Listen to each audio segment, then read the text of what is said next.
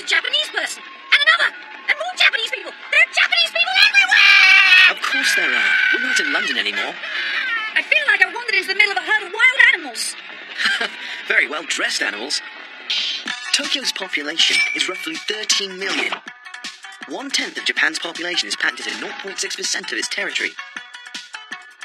And Shinjuku is Japan's greatest entertainment district. Each day, 3.5 million people pass through Shinjuku Station. Oh, I feel like I've seen 3.5 gazillion people in the last 5 minutes. Are you hungry? Let's get something to eat. You're right. Emil, are you hungry? I'm hungry. I feel like pizza. No pizza. Then hamburgers. No hamburgers either. Then what are we supposed to eat? Asuka, did you forget why we came to Japan? Just so you know, we didn't come to see if Japanese high school girls actually use glue to hold their socks instead of garters. We're here to eat Japanese food and write a book about our experiences, right? That's your job. That's right. During our 100-day stay in this country, we're going to eat Japanese food only. We won't be having pizza or hamburgers for a while. What? Don't be ridiculous! Japanese food is all for show and hardly has any flavour. Is there any reason to eat it? There are plenty. For example, it's perfect for people who want to lose some weight. It's also perfect for people who want to pretend to lose some weight. In other words, health enthusiasts must love Japanese food, right? I'd rather have pizza. You're quite wrong.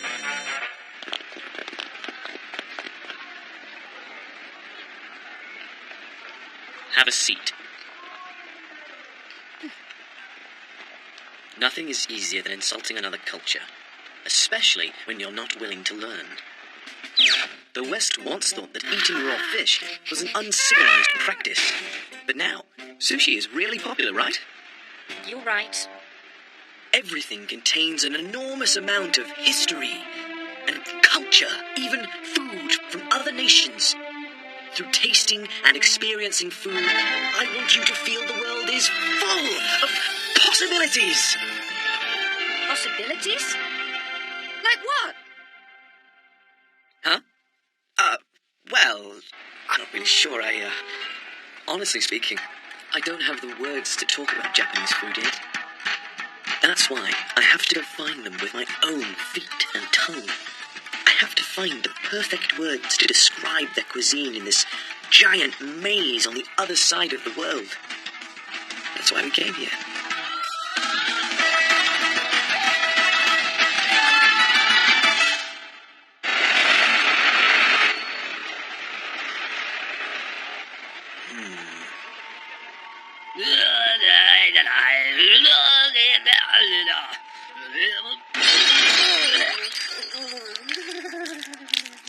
Michael, where are we going? This way. Michael!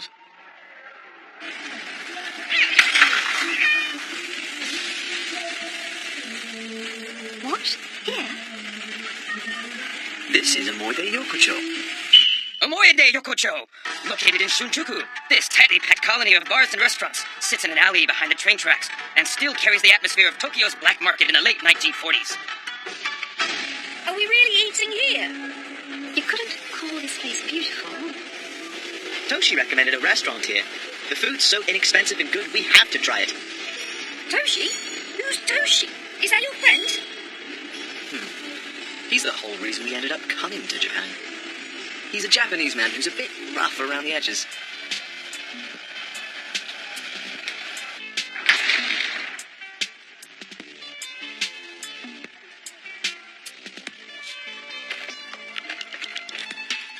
Two yakisobas.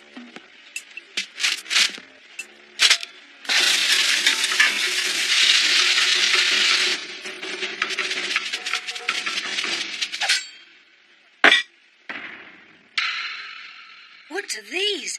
Are they soggy worms? It's yakisoba. They're fried noodles. Hey, Dad. Toshi didn't trick you, right? No. At least, I don't think so.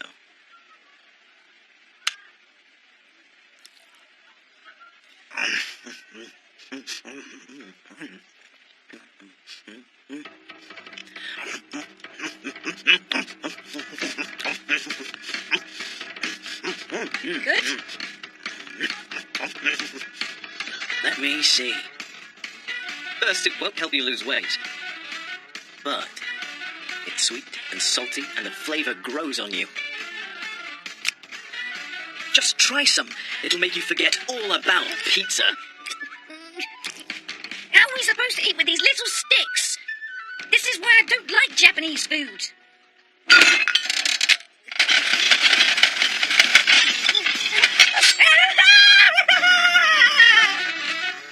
Here you go. Welcome to Japan. Thank you.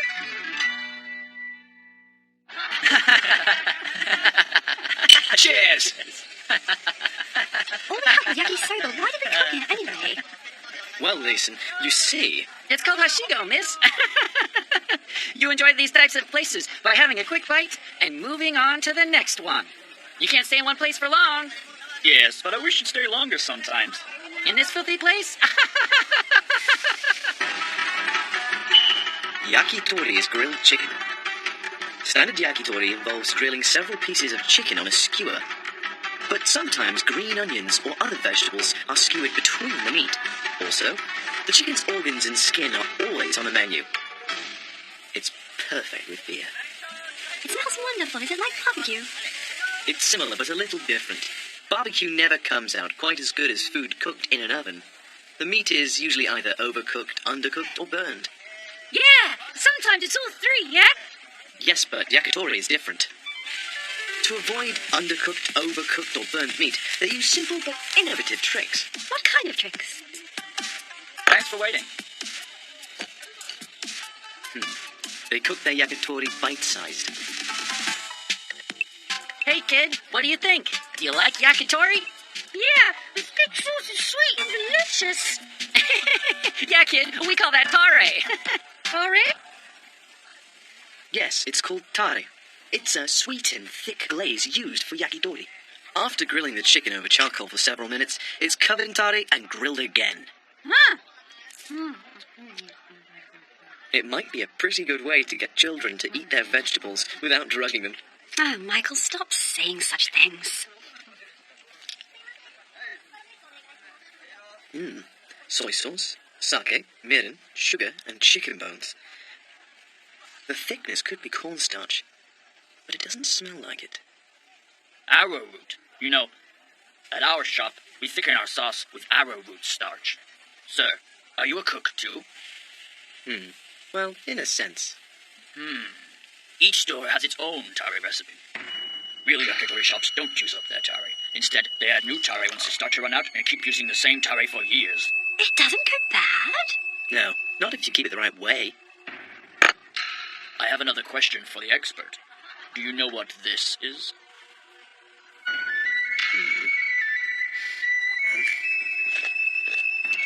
What's this? Not much flavor. It feels as though I'm eating plastic. I have no idea. I give up. It's cartilage. The soft tips of the chicken's breastbone. Cartilage, huh? Emil seems to like it. I could eat plastic. Emil would eat anything. Probably eat his trainers if you put them in this sauce. The power of the sweet tare is undeniable.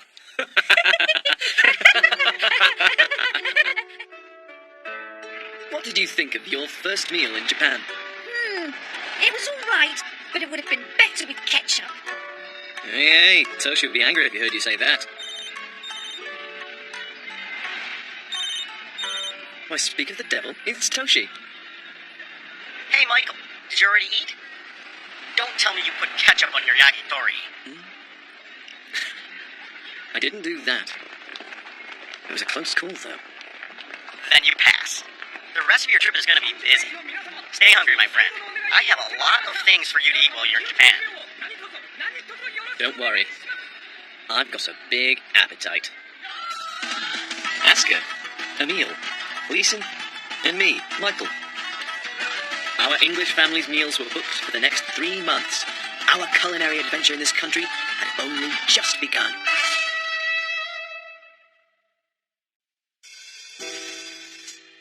Hey, Michael. I heard you experienced one of Tokyo's famous packed trains. I'm Toshi, the guy Michael was speaking to over the phone. Most of the time I work in Paris as a chef. I came back to Tokyo to check on him. And sure enough, he took his kids to Omoide Yokocho.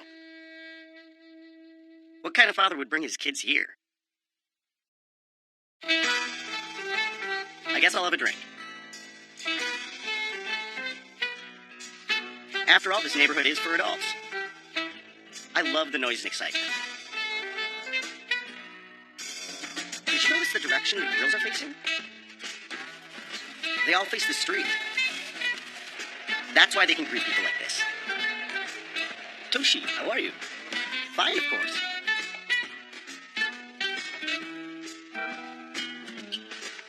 I'm excited just walking down these alleyways. Let's go to my old man's shop today. It's a skewer restaurant in the middle of the area. Hey, Pop, how are you?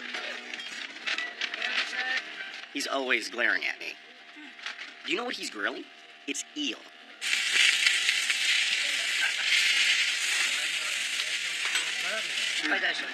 He opened the shop in 1948, just a while after the war was ended. Long, long before I was born. This gentleman has been coming here for over 40 years. Just look at that face. Teriyaki. This is called iriyaki. It's the part behind the eel's head. It's a bit bony, but the texture is to die for. How long have you guys been coming here? About 10 years, I think. This is my first time here. I'm from Osaka. My friend who was born and bred in Tokyo said he'd take me to a place that embodied the city, and he brought me here. Till we find it, starting with the smallest and the weakest of us.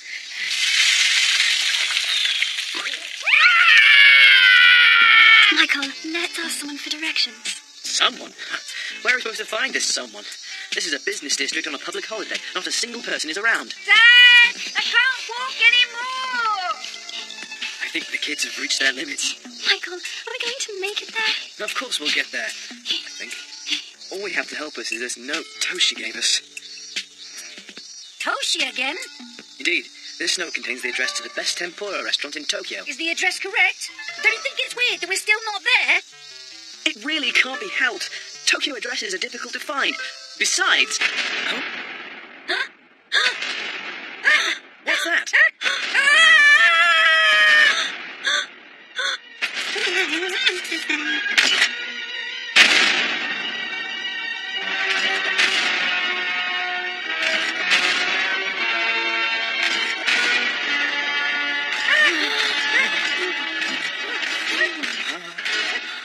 It's a monster.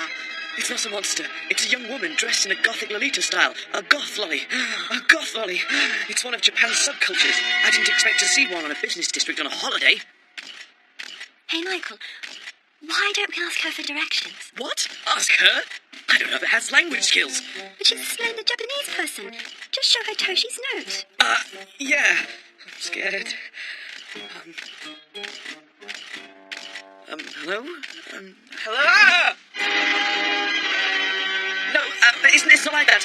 Don't get the wrong idea. I'm not speaking to you out of curiosity. I want to ask to take pictures of you like some rude foreign tourist. I'm interested in Japanese food, not Japanese subcultures. I don't know where I'm going, but as you can see, there's no one around to ask for directions, so, watashi koko ikitai. I want to go here. Just follow me.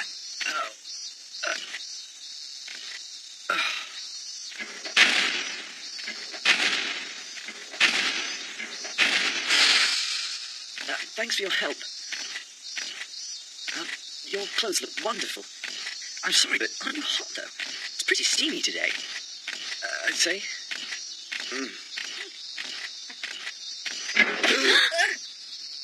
It's stupid to choose clothes based on physical rationality. This is it. This is it!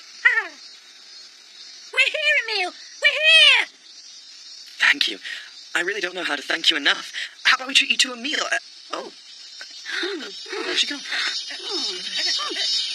it just a dream? Oh, looks like it wasn't just a dream. It's for that girl. Dad, are you about today in your book? Yes, exactly how it happened. But Goth Lolly sounds too unrealistic. I don't want people to think I'm making stuff up to get a laugh. I'll say a mysterious old person showed us the way to the store. That's not what happened. It's called poetic license. Welcome.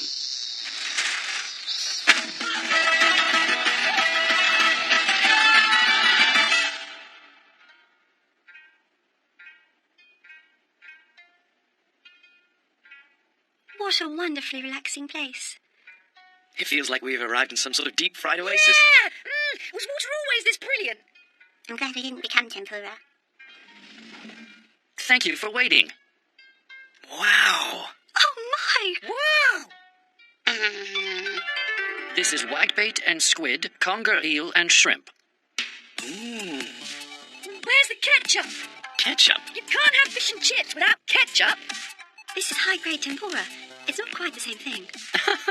Please enjoy your food with this tempura sauce. Tempura sauce, huh? This is a dipping sauce. You dip the tempura in it briefly. It's a mix of soy sauce with that amazing umami-rich ocean flavor of bonito. Sometimes ground radish is added. It helps you to digest your foods. Asuka, let's try it his way. I recommend shrimp, the superstar of tempura. Well, this restaurant's a bit rubbish. I can't believe they don't have any ketchup.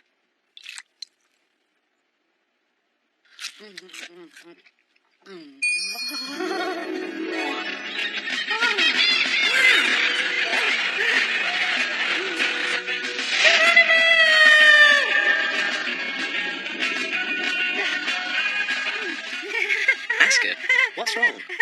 Ocean. I saw the ocean. The ocean? I mean, it's really, really good. It's wicked. It's fried in oil, but it's not oily at all. Like the outside is crispy, but the inside is fluffy. I get it now. What was I thinking, wanting to pollute the clear blue sea with ketchup? Ugh. I was so wrong! It must have been quite good. It must have been good to turn Asuka into a poet. On that note, let's enjoy the clear blue seas too. Yes, let's do that. That was the best tempura I've ever had. It was worth walking around all morning. Isn't that right, Emil? It's worth it. I'm so glad. Everyone sounds so satisfied. I'm honored that you appreciate my work. Thank you. By the way, Chef, please accept my business card. My friend Toshi made special Japanese business cards for me. He told me business cards were a critical part of social interactions in Japan. Ah, so you're a friend of Toshi's, are you? Ah, found it. This is it. Ah, yes, I'll gladly accept this. Another one of Toshi's little pranks. Huh? What does it say? Let me just say, at the very least, it's not your name. It's better you don't know. I knew what was on the business card, but there's one more thing I have to know. It's about tempura. How do the fish and vegetables maintain their fluffy texture inside the crispy batter? It's completely different from England's fish and chips. The batter used for fish and chips in our country is more oily. And the inside is usually, well, overcooked. Yes, it's really different. Is there some kind of secret?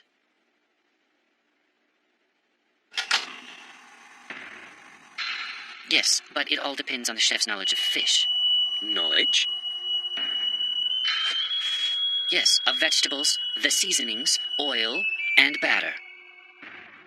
Only after training for 10 years was I allowed to start mixing it myself. You've been training since before I was born? Don't you get tired of it? Emil. I don't tire of it. There are still many things I don't know.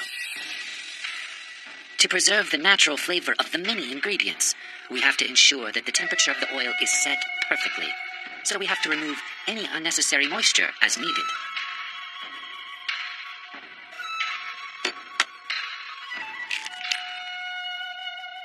Only flour, water, and eggs are used to make the batter.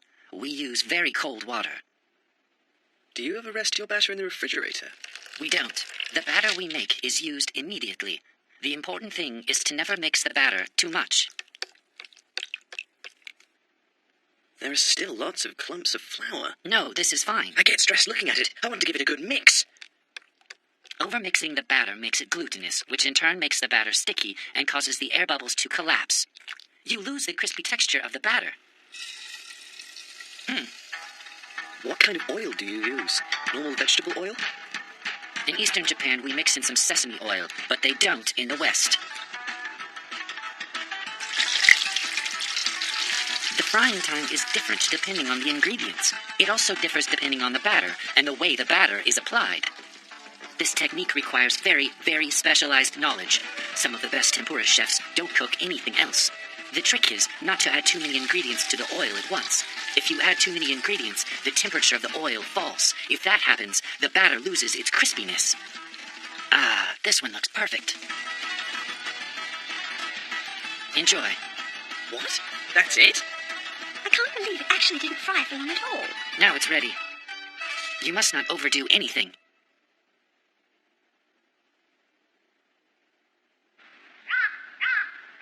Do you know how the Shogun Tokugawa Ieyasu died? In war? No. They say it's because he ate too much tempura. He overdid it, huh? I don't know if it's true or not. You can't overmix the batter. You can't cook it too much. And you can't put too many ingredients in the oil. Maybe the Japanese are very cautious of overdoing anything. Are you sure? The Japanese girl who showed us how to get it was definitely overdoing it. You're right. She definitely had her own style. By the way, we walked pretty far, but you know how to get back, right? You're asking me? What? Then have we been walking around with no idea where we're going? We just came this way. Oh, we lost again! Huh? This sound, you don't suppose...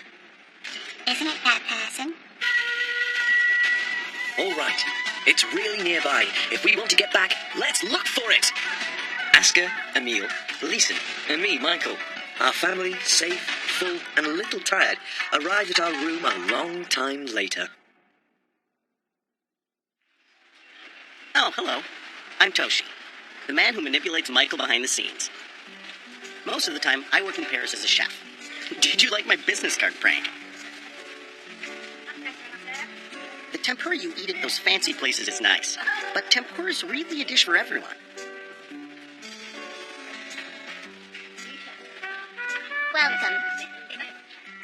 Squid, sweet potatoes, eggplant, and what else? Yes, the mixed tempura. Vegetables, fish, and squid. Most things cost about $1 each. It's a great deal. I used to eat tempura here a lot when I was a kid. Toshi, how are you? It's been too long. I just fried some ginger. Do you want some? Sounds great. I'll have a piece. Everyone's favorite red pickled ginger. Its crisp texture and unique flavor are addicting.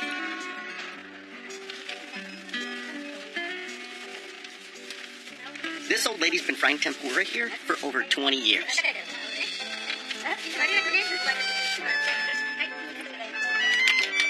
This one's broken, so it's on us.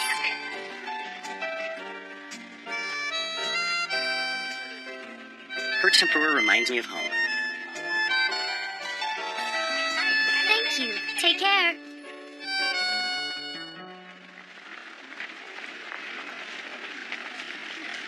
Lately, people have been broadening their tastes.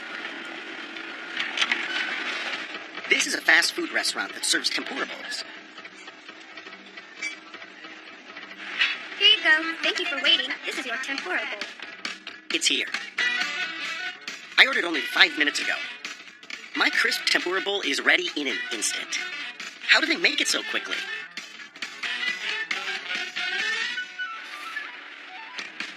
Their secret is an automatic tempura fryer. Open the gate! The gate! Honestly, though, I'm terrified. I wonder how he feels about foreigners. I suspect he doesn't suffer fools gladly. Please, wait here.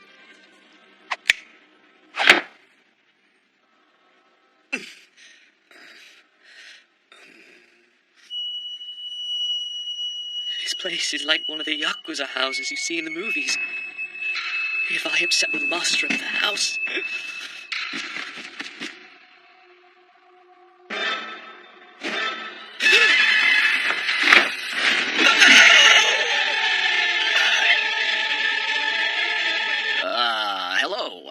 sorry to keep you waiting. Mr. Onizuka was cheerful, elegant, and nothing like what I had assumed. I see. You trained with Joel. Well, though I was just an apprentice, it was an unforgettable experience for me. I read your book, too. It was very insightful. So the book is on Japanese cuisine this time? Yes, that's why I'm traveling around Japan. That's splendid. Ironically, though, Japanese cuisine has been recently heading in a bad direction.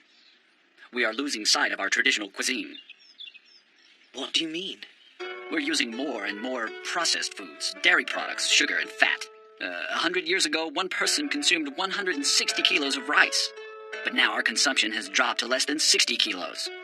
I thought rice was the staple of Japan. It's unfortunate. And our fish consumption has dropped by half, while our meat consumption has doubled. Is the Japanese diet changing drastically? It didn't start just recently. After the war, Japan idolized the United States. Japanese people saw the strong physiques of Americans and how they ate bread, potatoes, and thick steaks, and they tried to copy them. They felt pressured to develop strong bodies. As a result, the original balance of Japanese cuisine was lost. We saw a rise in obesity, diabetes, and heart disease. Young people love junk food and eating poor quality, ready-made food. So the traditions of Japanese cuisine are disappearing? Young people just aren't passionate about working in the kitchen. It's too tough. The quality of food is dropping. In modern Japan, it's unfortunate, but discipline has disappeared from our schools and homes. They do not listen to criticism, and they give up too easily. You manage a culinary school and host cooking competitions because you're concerned about the current situation. Yes, that's right. I want to do everything I can for traditional Japanese cuisine. Sir, it's nearly time. Pardon me. I'm sorry about the interruption. Michael-san, do you have any plans after this? No, not particularly. I'm just taking care of my children. I'm serving as the chief judge in a cooking competition. If you're interested, would you like to watch? What? May I? It begins 2 hours from now. I must arrive early to prepare, so you can't come with me, but you're welcome to join. Suddenly, I have plans for the afternoon, though Leeson, who looking after the children at home, may not have been too pleased. That's it. Mum, I'm thirsty. Can I have some juice? Please hurry up and come home, Michael.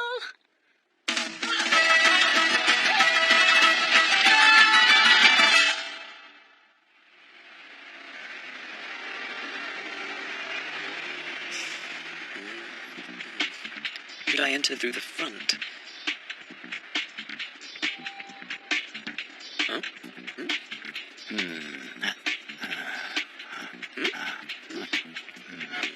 Oh. I'm sorry, but are you participating in the competition? The prize is 1,000,000 yen. That's quite a lot. Yep, that's right. Only if you win the finals in Kyoto. Oh, really? You don't get it today, huh? If you can win in Kyoto, you can represent Japan in next year's international competition. I'm not sure I can do it, though. If you win, I'll brag to everyone I know. I shared a lift with the Japanese champion chef. Come on, give me a break. Well, I'm going that way. Do your best. Good luck, young man.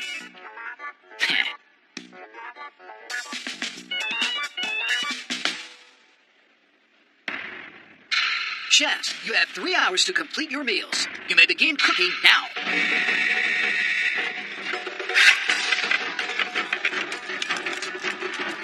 The participating chefs must prepare 3 dishes for 4 people within 3 hours. Their ages range from 30 to 50. Each one has been working as a professional for at least 5 years. You're Michael Booth, aren't you? Master Onizuka told me about you. Hello. I'm sorry, but where's Mr. Onizuka? He's not here. Master Onizuka doesn't watch the participants cook. I see. I take it that's to prevent the cooking process affecting his judgment of the final dishes, right? For instance, take Chef 13. He's putting several pieces of dried bonito in a pot and boiling it for several minutes. That's not a very good way to make dashi. He's not following the basics, so it may not turn out right. But you never know the results of this process. Master Onizuka must have really liked you.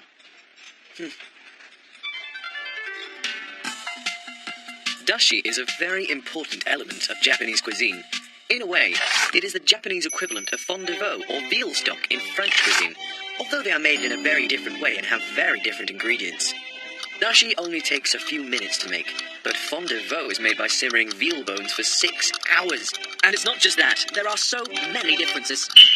How to make number one dashi! The ingredients for basic dashi are just kombu and dried bonito. Kombu is a type of long, thick brown seaweed which grows in the seabed. Dried bonito is another product of the sea. Bonito fillets are dried, smoked, and fermented so they resemble wood and shaved into thin flakes. Making dashi is super simple! Step 1. Put a piece of postcard-sized kombu in water and place it over heat. Step 2. Remove it just before it boils. Step 3. Add dried bonito flakes. Step 4. Simmer for about a minute and strain it. Now you're finished! Dashi serves as the foundation of a variety of Japanese dishes, from miso soup to tempura. Naturally, the judges pay close attention to this element.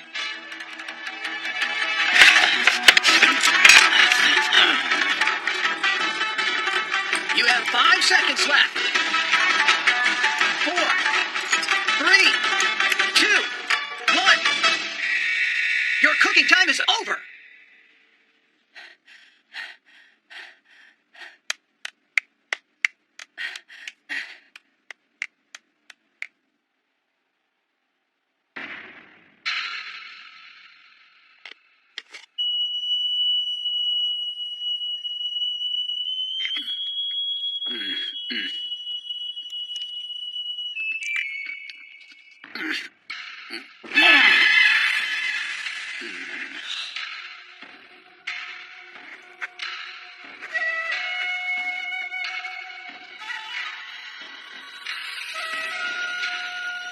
What an amazing competition. I was really impressed by the skills of the contestants. Their dishes were incredible too.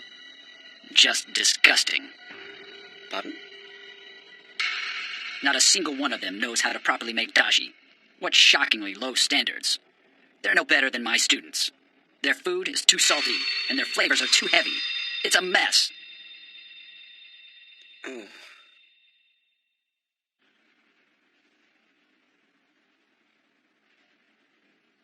I received the impression that many of the competitors haven't mastered basic techniques. I could hardly believe it.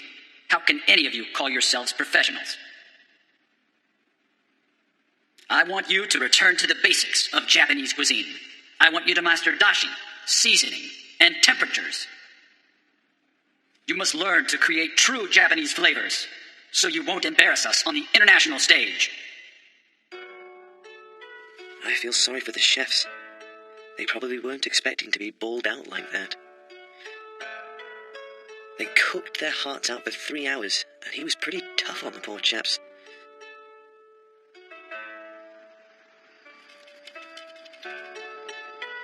That was pretty rotten luck. What? Oh, hello. What did you think of his speech? It was harsh. It was crushing and exhausting. But he's right, and I'm still learning, you know? He seems to have accepted the criticism.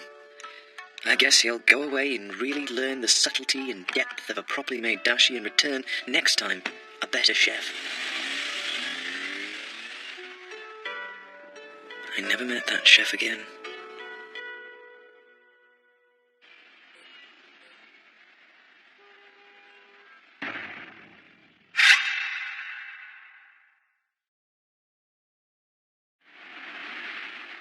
Michael, I know what Mr. Onizuka said, but chefs aren't the only ones who care about dashi.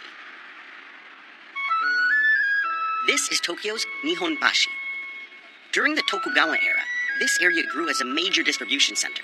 There were many wholesalers who dealt with the dried bonito used to make dashi. Now, this city features a shop that will serve you dashi for just about $5. We're here. Look at them drink. It's here. This aroma is so relaxing. How does it taste? It's good. It tastes like bonito. Of course it does. It's made from bonito.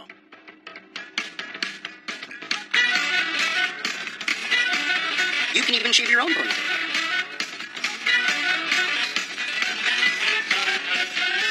This is dry bonito. Most people have never shaved dry bonito at home.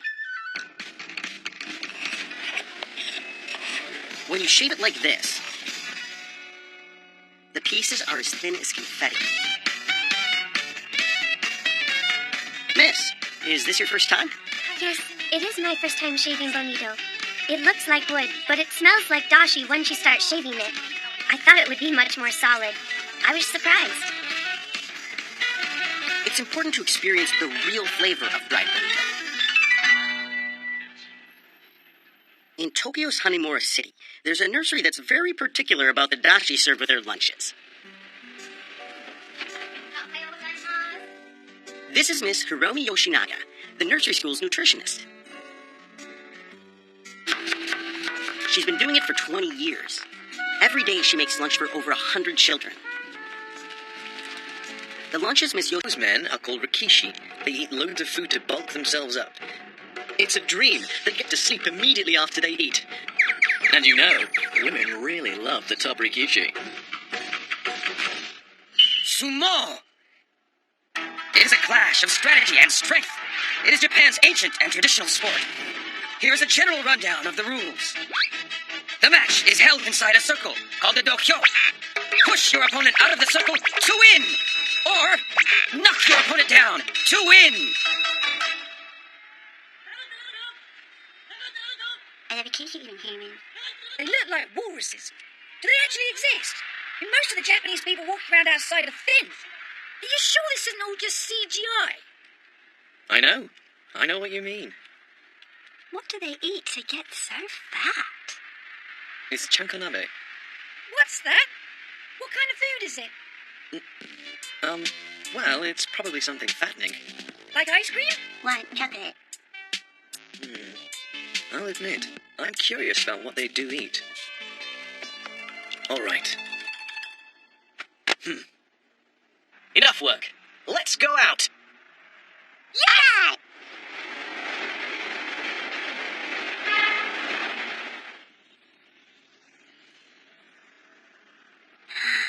This is a sumo bear. Sumo bear! The Rikishi's training stable. There are currently around 40 sumo stables in Japan. Rikishi belong to each stable, where they sleep, eat, and train together. Day and night, night and day. Do you think they might let us look around without an appointment? You've got to keep positive when you're out and about researching.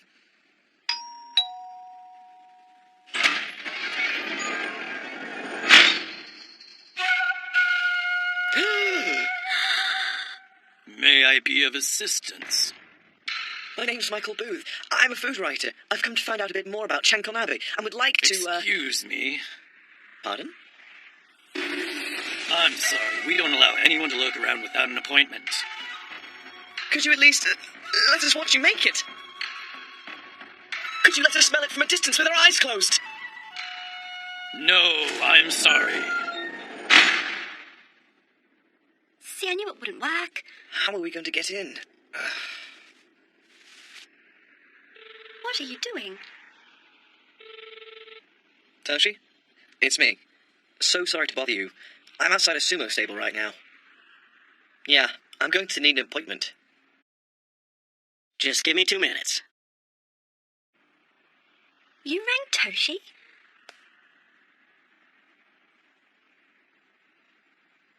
Michael!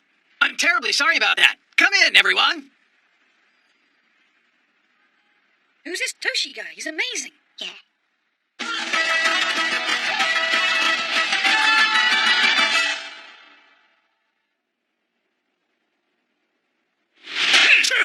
This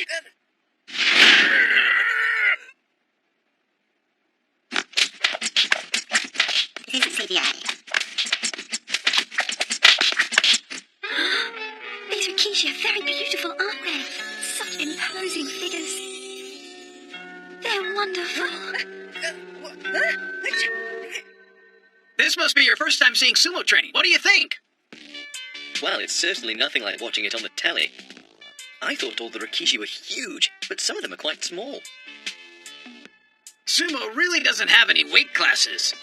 Athletes compete with one another regardless of their build. Hey kid, take a look at that guy.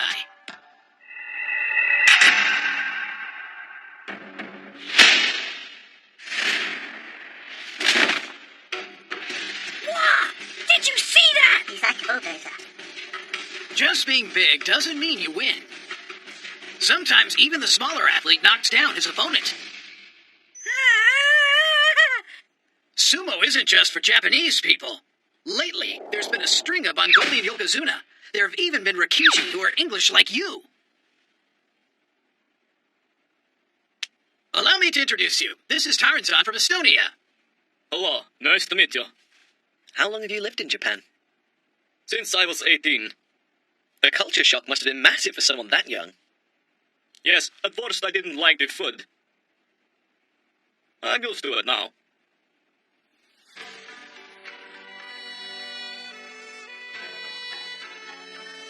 As he and I talked, he told me about his struggles. The world of sumo is still full of ancient traditions. All I saw here were the unsmiling faces of warriors. It's time to get lunch started.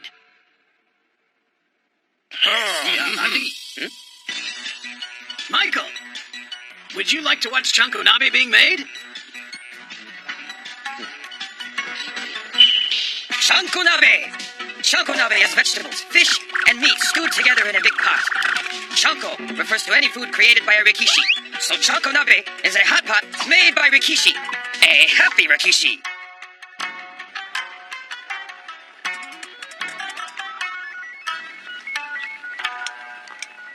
I'm surprised that the Rikishi make it themselves.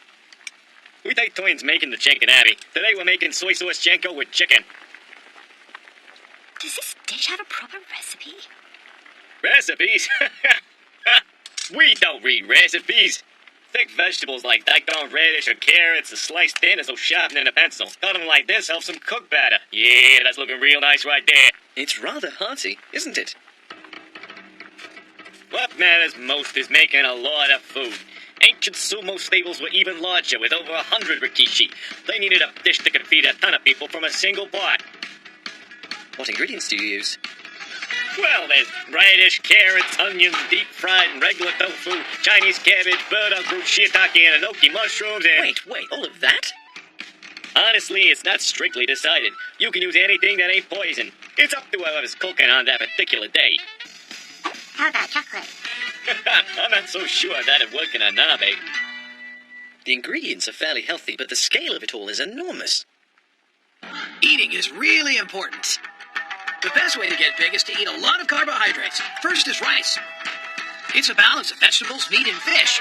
But Rikishi haven't eaten beef or pork since ancient times. Do you know why? Nope. It's superstition. Cows and pigs walk on their front legs, right? A Rikishi whose hands touch the ground loses. What about this sausage and this ham? They're processed, but that doesn't matter. It's just superstition. Surprisingly lax, huh? Tradition cannot possibly be flavor.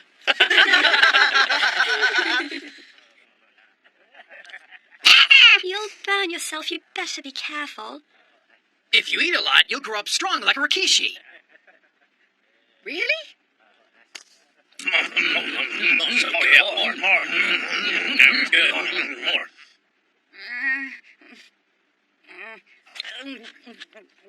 It's good!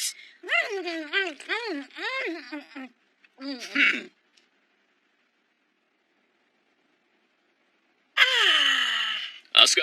Huh? Do you want to see if eating that chanko has really made you strong? It's your chance to sumo wrestle with the real Rikishi. Don't you care if he tears me apart? You just ate a bunch of chanko. Besides, the larger man doesn't always win. Asuka, get low and go for his legs.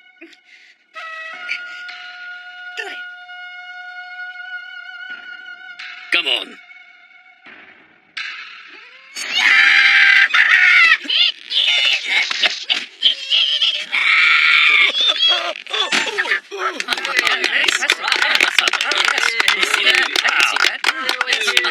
Ouch. That was incredible, Asker. It's not CGI, right? It's the power of the Chanko! They're a bunch of good blokes. At our stable, we live like family with our apprentices. My wife even does everyone's laundry. They're all good guys. They're like my sons.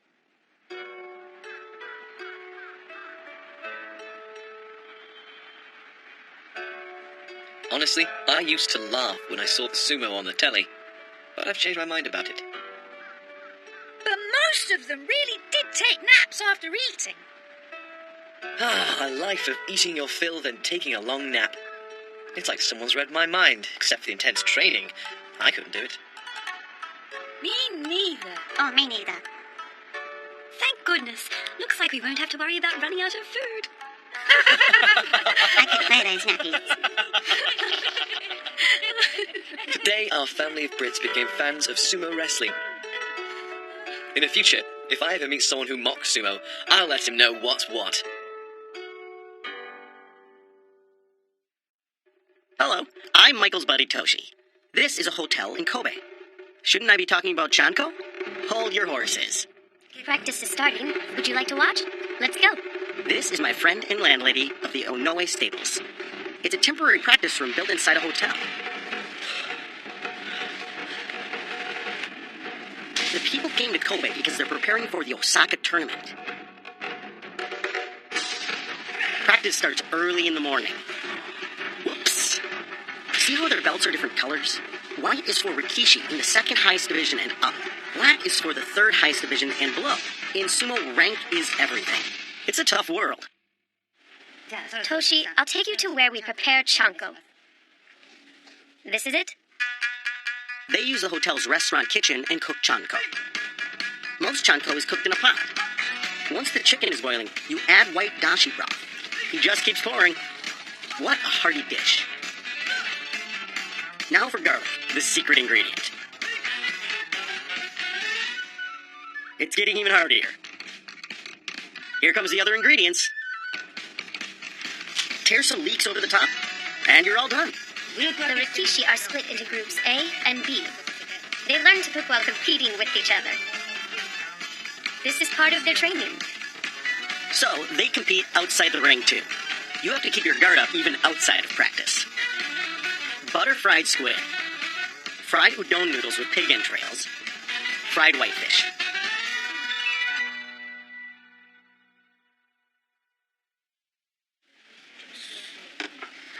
In sumo, your rank is everything. The stable master and higher-ranked Rikishi eat first. Sir, how's today's chanko? Today's pork is good. Been too long. Where are you calling from? You're really here. Is he done telling us about umami?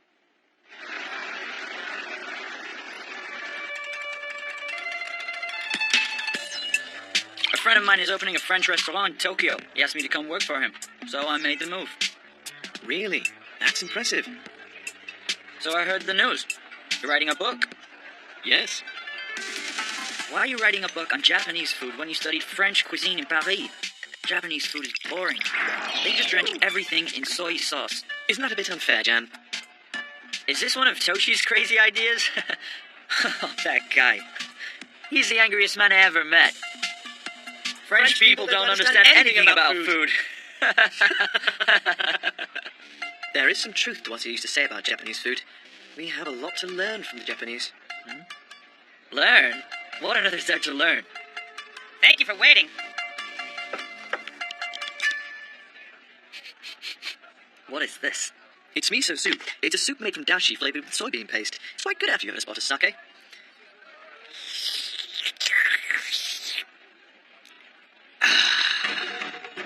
That's good. Dashi combined with the seaweed and dried bonito. Add shiitake mushrooms to the mix, and the umami goes off the charts. Since these three have a rich umami taste, they create an explosion of flavor. Seaweed in particular was vital to the discovery of the fifth taste. I see that you still ride along.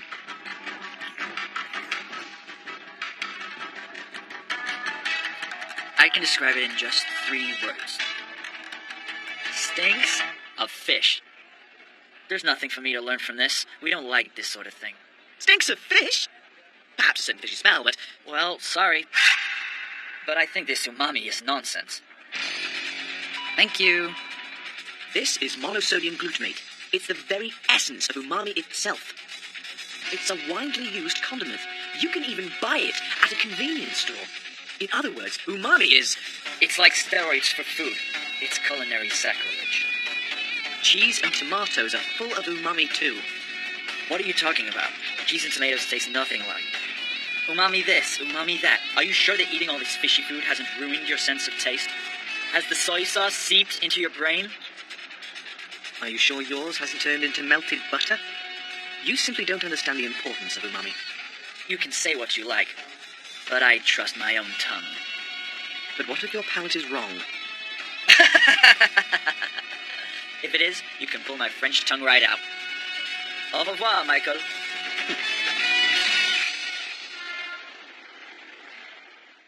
So you finally got to see your old kitchen comrade again. Why do you two always end up arguing over food? I understand what Jan was trying to say. I don't understand it either. What does umami taste like anyway?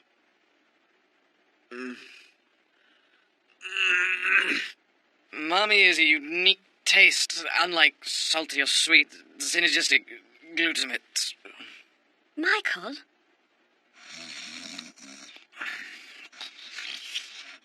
It's no use. I can't think straight at all. I think I might have had...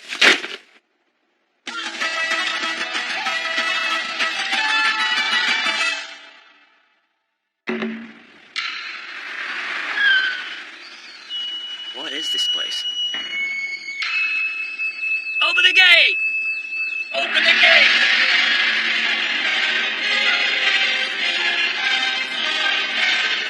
It's like one of those crazy Yakuza mansions you see in the movies. Why did you bring me to this place? The master of this mansion contacted me yesterday. Apparently he's acquired something quite interesting. Like what? Thank you for coming such a long way. There's something I wanted to show you today, Michael. No, thank you for the invitation. I hope you don't mind that I brought a friend. Excuse me.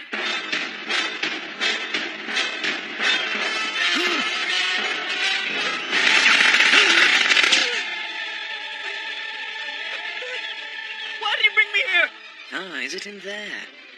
Yes, I had it flown in from Copenhagen yesterday. I was surprised. It's rather powerful.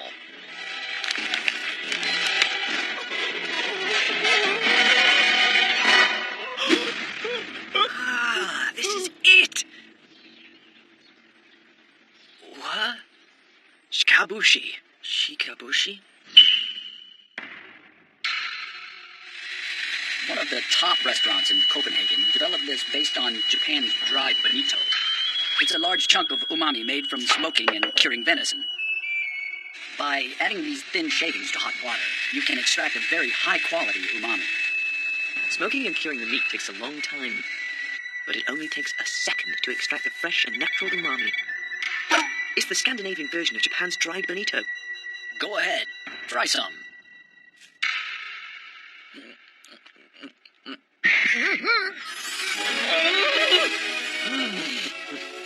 What do you think? Pretty powerful, isn't it? What is your tongue telling you? Incredible! I can taste the depth of the cured flavor. Japan's best-known sources of umami are seaweed and dried bonito. But I think it might take a while for Westerners to grow fond of these tastes. So why not create something for Western taste? This is it, dried venison. Recently, quite a few of the top foreign chefs have come to Japan to attend lectures on umami. Umami has become a kind of mantra word for chefs and food critics all around the world. Now I'm even more confused. You said cheese and tomatoes are rich with umami, but they taste nothing like each other. What on earth is umami? It's always difficult to pin down the taste of umami. To describe it precisely, umami's greatest trick is that it boosts and balances other flavors. It's that something we describe as delicious or tasty. That's umami. Something? You mean this phantom flavor is the fifth taste? Perhaps a scientific explanation would help. Each taste has its own function. Salty signals the presence of minerals. Sweet signals the presence of sugar or energy. Bitter and sour signal the potential presence of poison or unripened foods. These functions are crucial to human life. Oh, then what is umami's role? Umami signals the presence of glutamate. In other words, it signals the presence of proteins in food.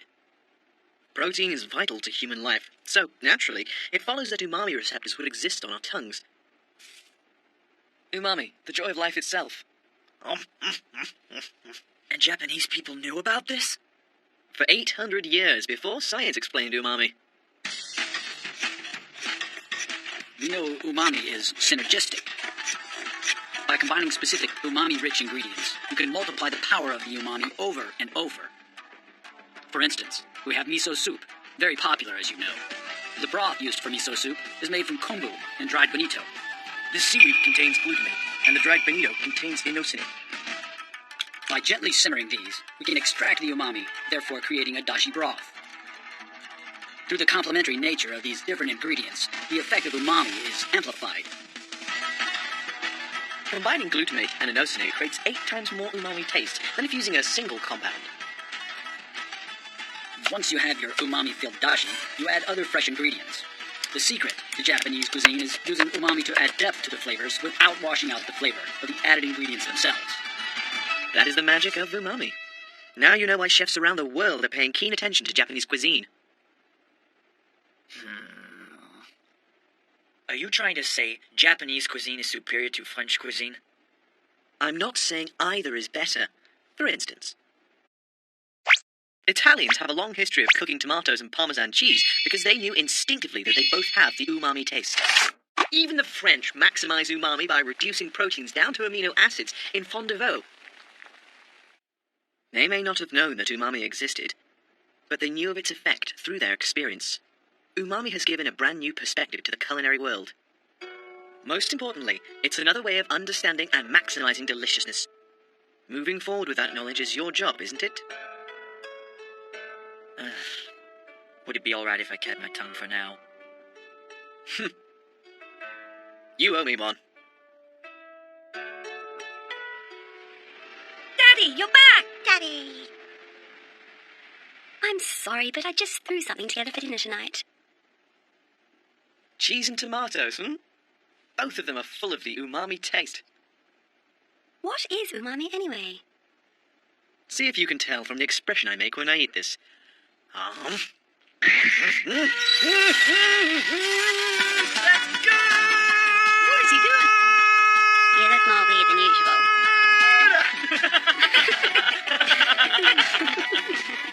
What does deliciousness mean? What can a chef do to achieve it? I suppose it's just universal, regardless of what nation or culture it comes from. So, Jan has begun to do his own research into umami. It's not easy for an amateur to make something like dried venison. However, the Japanese have long been using a small touch to increase a food's umami. Jan, today we're going to teach you how it's done. A familiar component of Japanese home cooking, dried fish. This is Mr. Tetsuo Fujii. He is going to show us how dried fish is made. First, he takes a fish called an aji, a Japanese horse mackerel. Its belly is opened and the body flattened. This will make it easier for water to evaporate from it during the drying process. Dried fish is made only with water and salt. The salinity should be roughly the same as seawater. You should soak the fish in it for about 25 minutes. The flesh of the fish tightens in the salt water, giving rise to its chewiness. As it pickles, a brush is used to remove any unwanted bits. After it's dried, any fishy smell is eliminated, letting only the umami be tasted. Mr. Fujii uses his rooftop as a solar dryer. Drying takes 4 hours. In the sunlight, proteins convert to break down and release the umami. But that's not all. When the sunlight hits it, it forms a coating on the surface, locking the umami inside. It's cooking by sunshine. Using the power of nature, the umami is increased. Jan, the cleverness of the Japanese shouldn't be underestimated. And all this talk about umami is making me hungry. Hey, the founder's grandson. It's been a while. Hello, Toshi-san. Make me the usual, okay? Sure thing. I asked for my favorite rice ball. The rice and filling are molded tightly together, then wrapped in nori. That's right, it's an onigiri, a rice ball. Everyone here seems to be enjoying them. We ate the other day. The dipping sauce for the tempura used dashi made from this. Do you want to know what it's made of? I really don't want to know. Huh? It'll probably take all day for you to tell us. Then I'll keep it short. These bonito flakes are the key to Japanese cuisine. These little pieces that look like wood shavings are positively full of history and mystery. Have I piqued your interest yet? Like kombu, dried bonito flakes are perfect for making dashi broths full of That's meaning. why I said I wasn't interested! Once you're done finished lecturing us, you're going to drag us out to research, aren't you? You got it. That's what you always do. But I'm going to stay at home. I think I'll just do my own thing if it's all the same to you.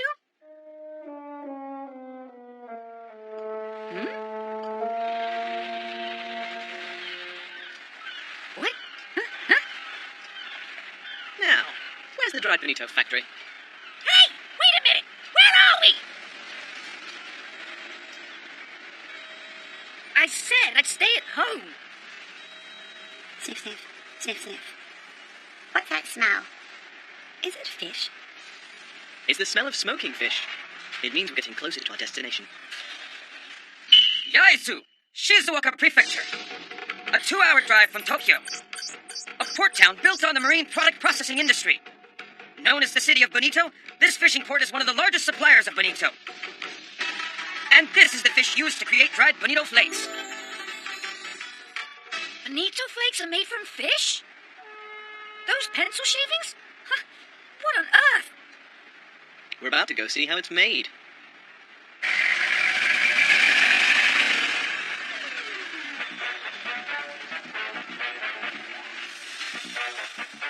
Thank you for visiting. Welcome to the Pride of Yaizu, the Marine Processing Complex. Michael Booth. It's a pleasure. I am Sunatori, the Corporate Communications Officer.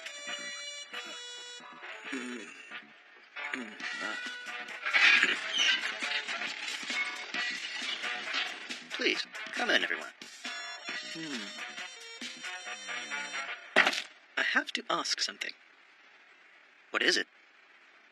Have you ever had any Englishmen here before? I'm not sure. Not as far as I know.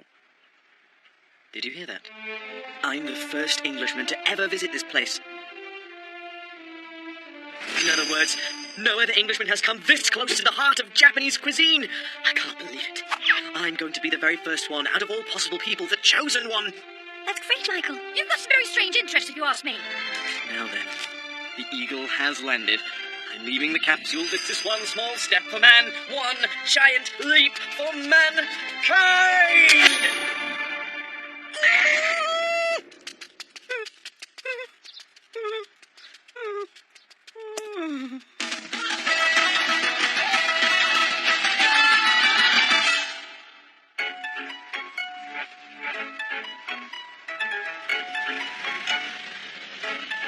This area contains numerous bonito processing factories. All kinds of products are made here, from fresh sashimi to canned fish. Some factories create delicacies, from salted and fermented guts, while others manufacture calcium from bones for school lunches. It's like the Silicon Valley of bonito. Do you make dried bonito? Of course. Nothing is thrown away here. Organs and bones are processed into feed and fertilizer. After all, the bonito haul has been decreasing. The bonito are disappearing. Yes. The fish are disappearing, and rising fuel prices drive up the cost of fishing. Because of this, we have to maximize the benefit we reap from a single fish. Michael! I need you to stop. What's wrong? It's As getting a meal. They can't take this anymore. So boring. This man was nice enough to show us around. You mustn't say that. Perhaps Benito is not a very interesting subject for children. Quite the opposite. They're exhausted by the exhilaration of it all. You're being rude. What's wrong with you? What place could be more fun than this? I could stay here all day. It's a Benito theme park! I'd rather go to that mouse house theme park. That theme park that makes you queue up for 3 hours to ride a gondola, then sells you lurid, overpriced candy. There's no need to queue here. You're the only one who gets excited about this stuff, Daddy. Do you think kids are interested in shipping halls? Right, Emil?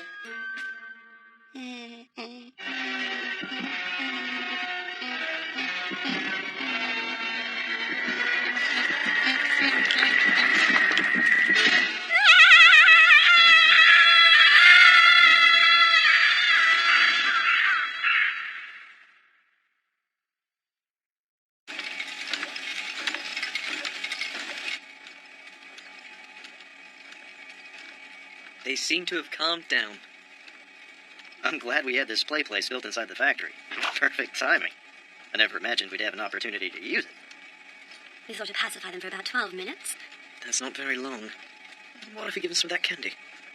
Then maybe 15 minutes. That's plenty of time. For now, I'll bring something to show you while they're playing.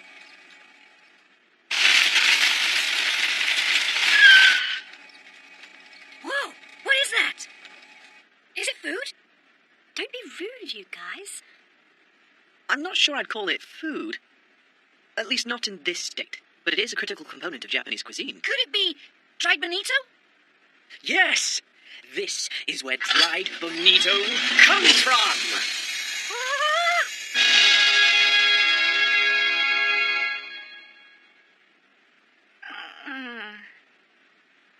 This is dried bonito? It looks like a fossilized banana. It's like a dense piece of beef jerky. It may not look so good. But you'll know what it is once you smell it.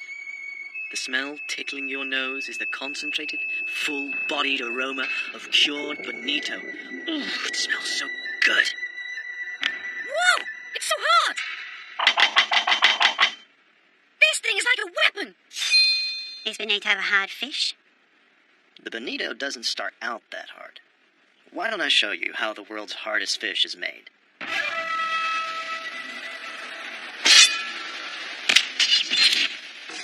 First, the bonito is thawed, and its head and organs are removed. Once it's boiled, they remove the bones by hand. This is the only way to remove the spine and small bones without it falling apart. Next, the fish is smoked and cured. In this drying room, the fish is slowly smoked repeatedly, drying out the bonito. I thought in olden times the fish were covered in mold and dried in the sun. Some factories still use that method to produce dried bonito. After drying the fish, the surface is scraped away, and the fish is placed in a hot and humid mold room to allow good molds to grow. Repeating the process of drying the fish in the sun, removing the mold, and putting it back in the mold room for over 8 weeks yields very flavorful dried bonito. This must take a lot of time and work. Yes, it takes about 6 months to produce this type of dried bonito, which is known as shiagebushi. This is the final step. Dried bonito is like umami in solid, portable form. By shaving just a little before making a dashi broth, it's possible to extract fresh flavors and aromas any time. It's rubbish. Oh, right! You can shave that big chunk into little pieces. When I was a child, the kids would help their parents by shaving dried bonito before dinner. That's how the dashi for miso soup was made. But every family had its own method and flavor. Today, most households use the granulated dashi sold in stores. It's easy and convenient, but as someone who works with dried bonito, it also makes me a little sad sometimes. I really appreciate your help. It's been a great experience.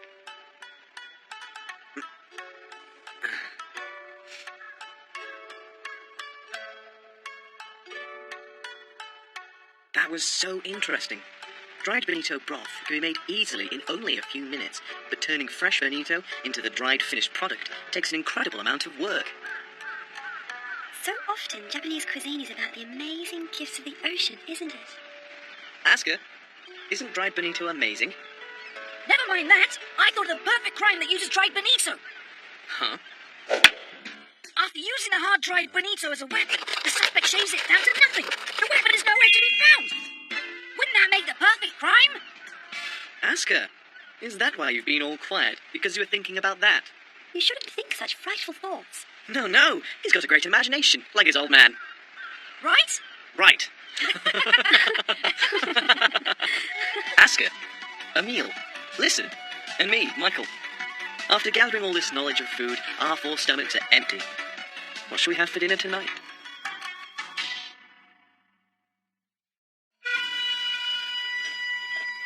I'm shaving the bonito. Shaving. And shaving. Shaving it some more. Oh, I beg your pardon. I'm Michael Sartoshi. It may not be suitable for that crime story twist that Asker came up with, but bonito is actually extremely hard. That's the proof of how it's packed full of umami. Today, let me show you all the many ways the bonito flakes are eaten.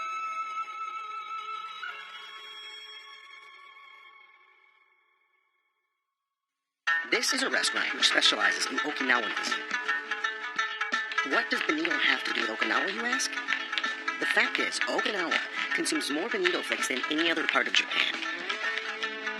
Ah, here it comes. A vegetable dish made from Okinawan bitter melon. The bonito flakes bring out the melon's flavor. There is a simple Okinawan dish that makes use of bonito flakes.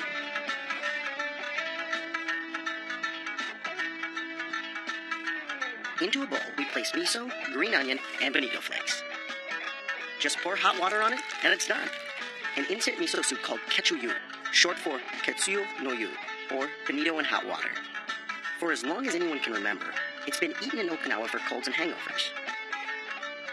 It warms the body and brings down fevers. It's an extremely simple dish, but, well, it's the sort of flavor that reminds you of your mother.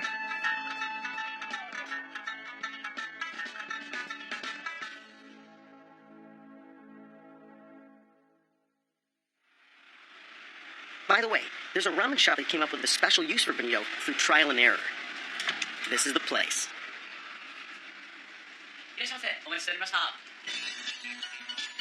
By using a glass... This is Tokyo's central wholesale market, commonly known as Tsukiji Market. I'm Akira, and I'll be showing you around the market today. It's a pleasure to meet you. Hello. Thank you for having us. I run a sushi restaurant. I come to Tsukiji Market every day to buy fish. Today, you're welcome to accompany me and look around as I purchase my ingredients. Look at the time. Let's hurry. Come on now, hurry. Daddy, this Japanese man's impatient too. What are you hanging about for? The fish aren't getting any fresher while we're standing here. Let's get a move on.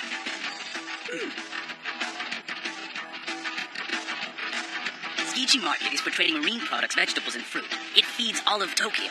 It's famous for being one of the largest marine product markets in the world. Products from all over are traded here.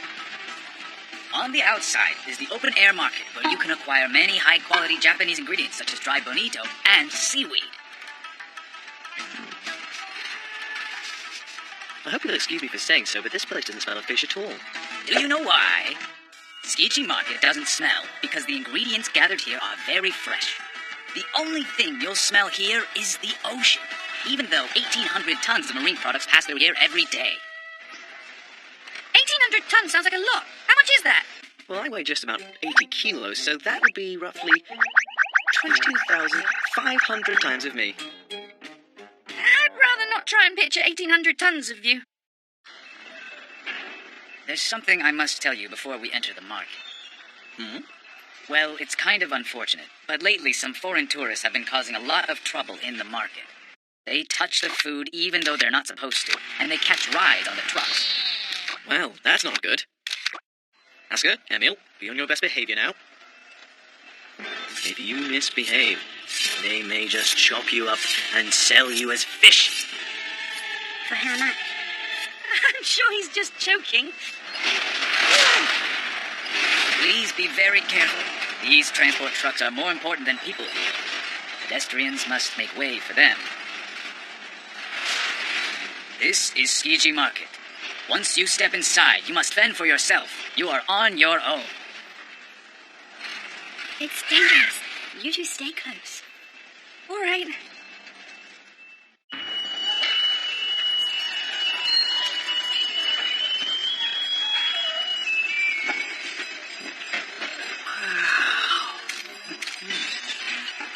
Fantastic! Just incredible!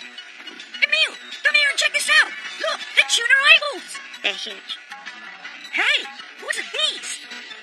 Those are hardshell clams. They were caught in the Sea of Japan's Suruga Bay. Wow. They're having fun. To the kids, this place must seem like a giant weird aquarium.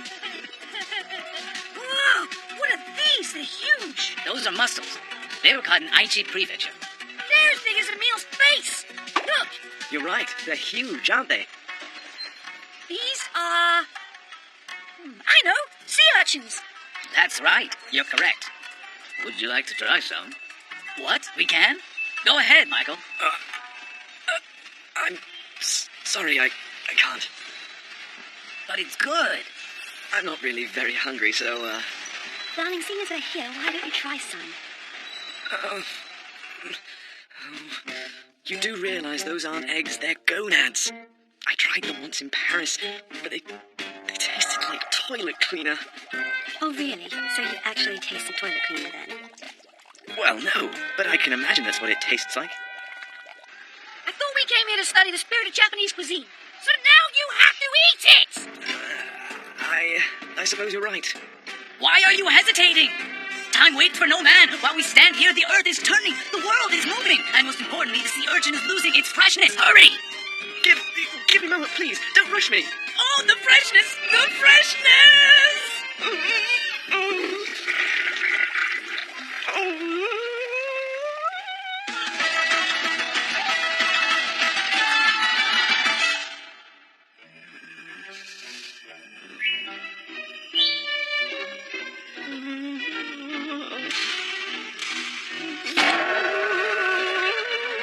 Do it!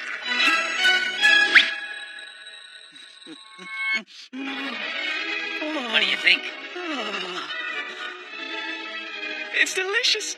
It's nothing at all like the sea urchin I had in Paris. It's rich, creamy, not a hint of the ammonia I tasted in Paris at all. At all. At all. Of course not.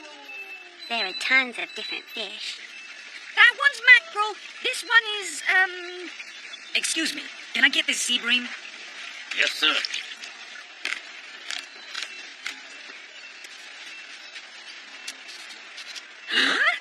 Pardon? But why are you sticking a needle through a dead fish? Oh, it's a technique for preserving flavor. I suppose you could say it's being put on hold, similar to freezing the fish. This is how we keep it fresh. Oh, for crying out loud! The tuna series about to start! Let's go! hey, what did he mean? What's a seri? Well, why don't we go and see? Seri, also known as the fish auction. To sell the tuna brought into the Tsukiji market, auctions are held every day. In the past, someone bid over 100 million yen for a single fish.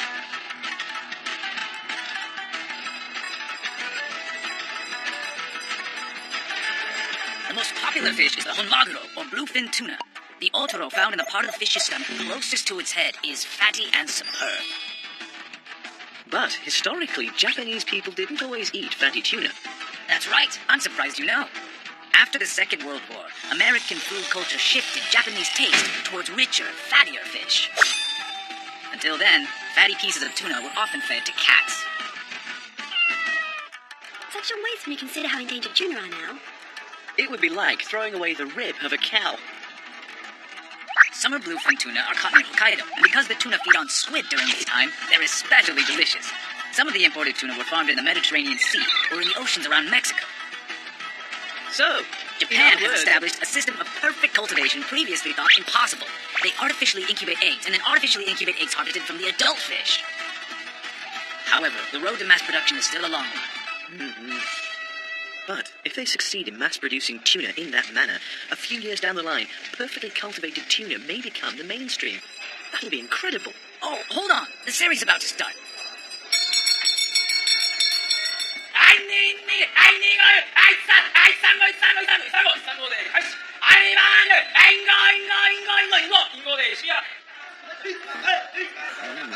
What's that? They sound like they're chanting sutras. Well, to be honest, I actually don't really know what they're saying either. And if a Japanese man like me doesn't understand them, I wouldn't expect you to. I see. It's like Tsukiji is another country. Yes, it's true, isn't it? It's almost like a wonderland. Yes, truly a sight you can never forget. Thank you so much for today. You taught us so much about Japanese cuisine. No, thank you. I had a wonderful time. Michael, we'd better go. If we don't leave soon, we'll miss our bullet train. Right. When we return to Japan, we'll be sure to come here again. Indeed. Unfortunately, that may not be possible. What? What? Tsukiji Market is moving to another location. Really? That's too bad. It's such an interesting historical place.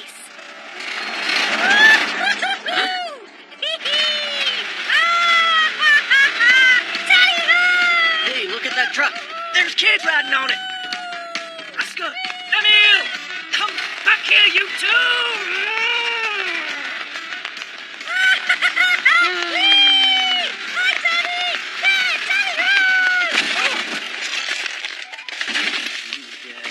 Don't you dare make a fool of me! I told them to behave themselves. Ah! Oh boy, we are in so much trouble.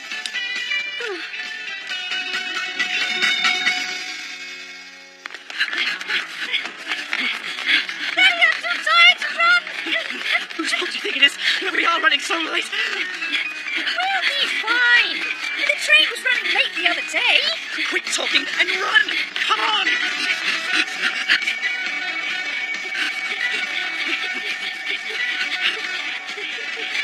Kodama train, bound for Nagoya, now departing. Please stand behind the yellow line. Hey, wait! The doors are closing. Just a few seconds!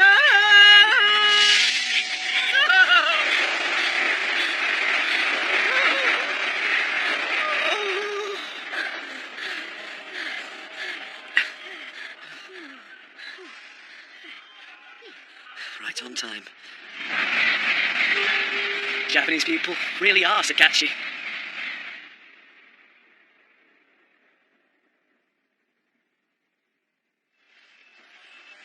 My name's Toshi, a chef friend of Michael's.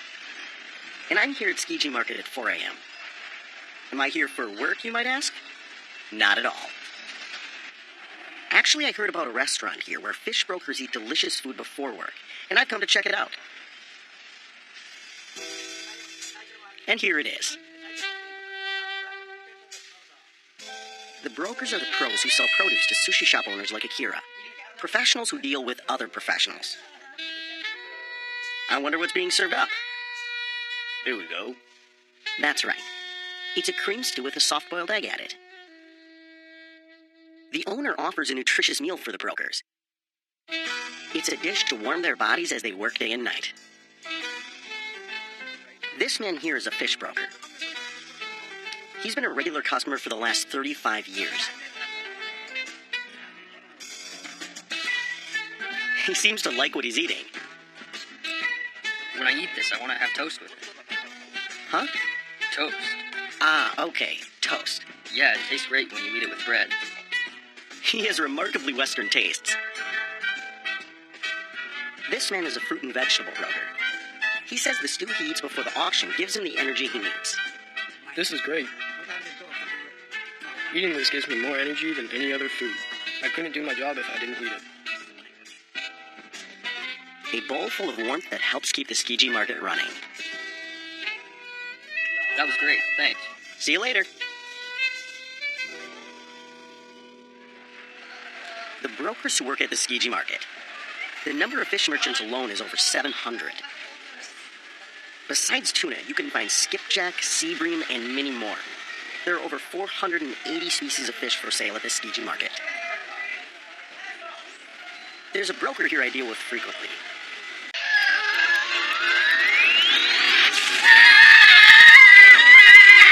Here, have some water. Drink this. This is crazy. You just don't understand.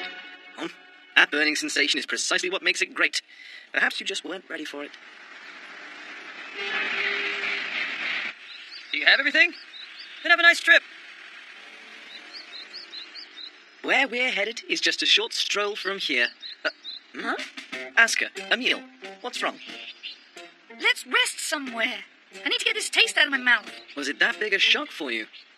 The rest of this trip might be a problem. We'll buy you some ice cream later, so chin up. Really? All right. By the way, Michael, why did we come here? Toshi told me we should come up here. The foot of Mount Amagi is a very well-known hot spring area. But up ahead... Emil, look! There's a building up ahead. There is. I wonder if they have ice cream. Come on, Emil, I'll race you. Okay. Hey, you two, come back here. Hi, do you sell ice cream?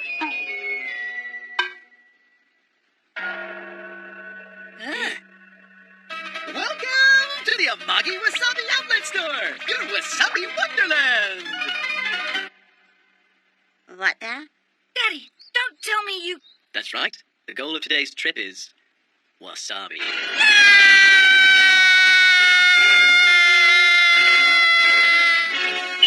Hiroshima, Izu City, Shizuoka Prefecture. This area located at the foot of Mount Amagi produces roughly 30% of Japan's wasabi. It is the kingdom of wasabi. What's wrong? Are you tired from the long climb? I know! I'll give you some ice cream! He said he'll give us ice cream. Maybe he's not so bad. Here we go! Ah! It's Amagi's famous wasabi ice cream! Oh my goodness, are you all right? I've had enough. This place is cursed. I want to go home. I see. So that's what happened. Yes. The wasabi seems to have traumatized them. Oh, thank you. I forgot to introduce myself. I'm Michael Booth. It's a pleasure. I'm Sukata, and I run the wasabi farm here. And this is my wife. In addition to making wasabi, we sell things here. I'm terribly sorry about what happened to your children. I suppose. But that burning sensation is what makes wasabi great. Once they get used to it, I'm sure they'll understand. I'm terribly sorry. Is it possible I've done something to offend you? Mr. Booth. Yes? Do you have a moment for me today? Yes.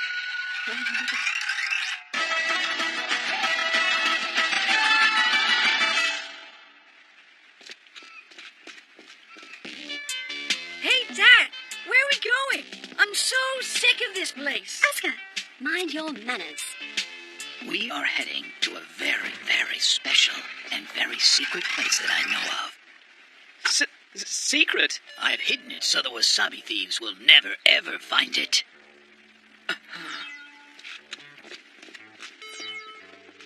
Here we are. Oh. My wasabi fields. This is all wasabi? It's so amazing. It's wonderful. It's pretty. These must be the terraced fields I've heard about. Wasabi stops growing at temperatures above 28 degrees Celsius and below 5 degrees Celsius. Wasabi fields are covered in sand or small rocks and irrigated with constantly flowing water to maintain the right temperature. It can be harvested any time during the 1 to 2 years the rootstock swells. Anytime? Yes. However, wasabi is one of the most difficult crops in the entire world to cultivate properly. Because of its vulnerability to high temperatures, it grows best in aqueous environments rich with cool water that allow it to escape the summer heat. The few places that are ideal for cultivation cannot produce much, making wasabi a very expensive commodity. But I understand it's cultivated in Taiwan and China, isn't it? Those countries' environments differ from Japan's, resulting in poor rootstock growth. Their flavor and quality can't compare to the wasabi of Japan. Would you like to pick some wasabi? What? Can I? Of course. The ones right there are just about ready. Like this? That's it. Now pull up. Ow! Ah. So this is wasabi. May I have that? I'm separating out the child stalks of wasabi from the parent. They'll be replanted to grow large. Here you go. You picked it yourself. It's your wasabi now. Really? My wasabi? That's really great, Asuka. Now that you've seen what a beautiful place it grows in, you'll probably like wasabi a little bit more. That's not quite what I had in mind. What I mean to say is, what you actually ate this afternoon wasn't real wasabi like this. Huh? Real wasabi? May I have that again, please? Okay. Try some, everyone. Slivers of wasabi. Looks spicy. Oh. Oh my. It doesn't burn at all. If this is wasabi, what have we been eating? He's right. See? What's going on? You said wasabi burns, didn't you? Well, this is, would you care to explain, Mr. Tsukada? Allow me to tell you where you can experience real wasabi.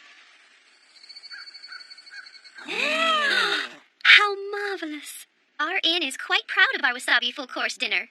Madam, I heard you know a lot about wasabi. Yes, I wanted to make the most of our local specialty. Hey, that's the wasabi I picked. You picked a very good one. That's a curious-looking grater. This is shark skin. It's much finer than a metal grater. You grate wasabi gently while making circular motions. Wasabi is not inherently spicy. Huh? But when its cells are broken down and the components inside mix, it becomes spicy. The spiciness comes from a volatile compound. That's why when we taste it, it seems hot. The spiciness fades immediately and can be washed away with water, making it the direct opposite of the hot spiciness of peppers. So it does become spicy. But what did he mean when he said the wasabi we ate this afternoon was different? Oh, you must have eaten processed wasabi. The spiciness of real wasabi is simply a heat in your throat. It doesn't burn or sting your nose, so you're safe. What do you mean by processed wasabi? Oh, that's the wasabi that everyone usually eats. Because wasabi is difficult to handle and expensive. Processed wasabi, such as the paste in tubes or canned and powdered wasabi, were invented. While these are being processed, they're mixed with Western wasabi. Western wasabi? But it's Japanese wasabi. That's because it's spicy, easy to cultivate, and inexpensive. So we've been eating processed wasabi all along. Ooh. Is the spiciness the only difference between them? Go ahead, taste it for yourself. The wasabi should be ready now.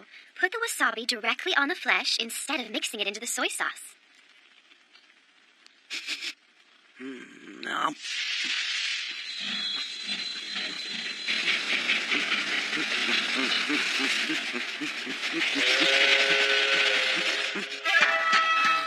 I don't believe it. So this is the real wasabi.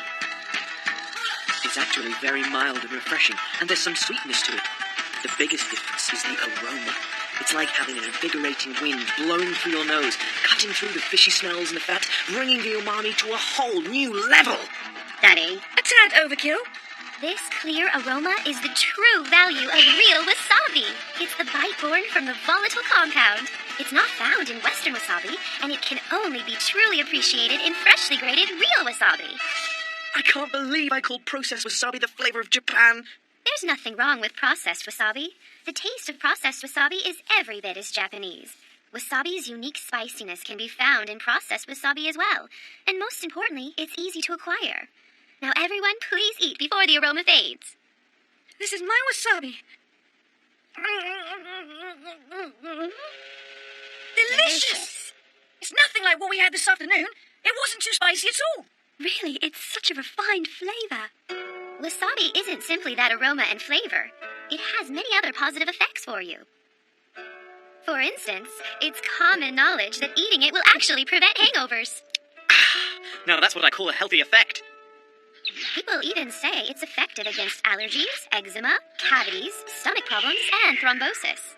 That's incredible. It's the real superfood. Emil, let's try the rest. I think I might have eaten too much. Are you all finished now? We have wasabi ice cream for dessert. Yes, please. Our English family enjoyed real fresh wasabi. In fact, it blew our minds. We can't go back to processed wasabi now. This is the beginning of our campaign to spread real wasabi throughout the world. Nothing makes my heart dance quite like the moment I see produce that's fresh in season. I'm Michael's friend Toshi, and I'm a chef. I'm in the car today taking a trip to Okatama City in Tokyo. Believe it or not, there are wasabi fields here too. Did you know that? There's abundant well water here, with a temperature that's constant year-round. It apparently stays at 12 degrees Celsius, which is suitable for growing wasabi. Look at this magnificent wasabi.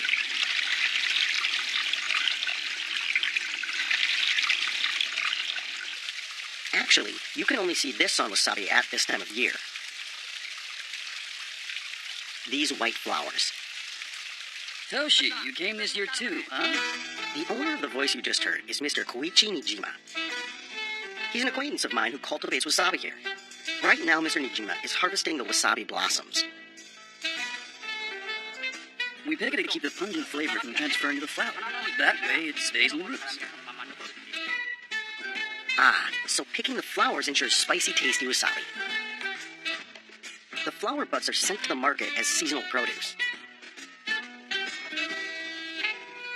The hardy buds are a popular item with traditional Japanese restaurants. Mr. Nijima, do wasabi blossoms remind you of the springtime? Well, I grow wasabi for a living, so for me, when I see wasabi blossoms, it just feels like spring to me. It's like the way some people react to seeing cherry blossoms. He's going to prepare the fresh wasabi flowers now. Oh, I can't wait. I'm back. Toshi's visiting. Hello. It's been too long. This is his wife, Hiroko. She sets to work right away preparing them for us. The flowers and leaves are made into fried tempura.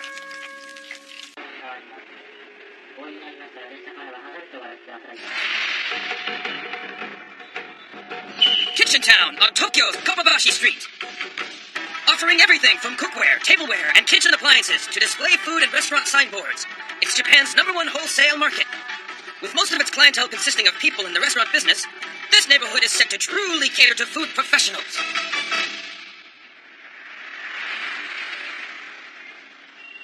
This place doesn't look like much fun. That city chef sign's funny, though. The Shangri-La of kitchenware freaks of the world, huh? Well, it doesn't look like it to me. Right, Michael? The utensils. They call to me. Let's search it from one side to the other. That store first. Michael?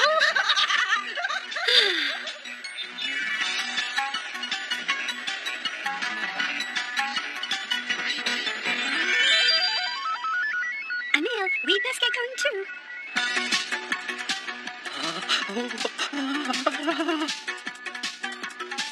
Wow, what's this? Isn't it grand? They're all cookie cutters. A dinosaur. A skull? There are all sorts of different shops here, with each one handling one speciality or one type of kitchenware. There are apparently over 170 shops here. There's nothing like it in London or Paris. Why are you putting them in the basket? Huh? What? Why are you putting those in a basket? Mom! Dad's buying stuff he doesn't need! Ask her! Wait a minute!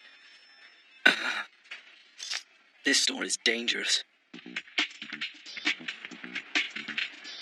What kind of shop is this? It's a commercial rice cooker shop. What's here? It's a shop that sells restaurant signboards. What's this? A shop that sells the paper lanterns they hang out in front of restaurants. What are these? Menu holders. Menu holders? When we go into a restaurant in Japan, there are menus on a table, right?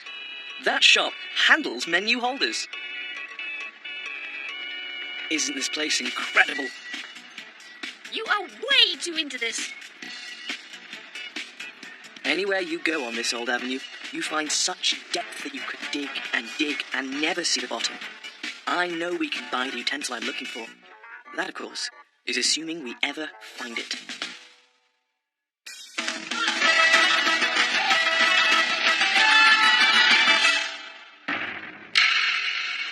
Wandering from store to store at random is wasting time. Let's figure out what sort of shop would carry a shark skin grater. A kitchenware shop, right? Nope, that's far too broad a term. Okay, cookware shop then. Still too broad. Remember that shop we just saw that was full of frying pans? The shops here specialise in very defined areas. But then you have the shops like the ones that sold menu holders and paper lanterns. Blast it! I can't figure out how they categorise things here. Okay, so let's narrow it down. The grater shop then. No, I think that's getting too specific. Well, I don't know then. Do we just search from one end to the other or something? Let's calm down and think. First, let's come up with a definition of what a grater is. Isn't there a faster way to find it?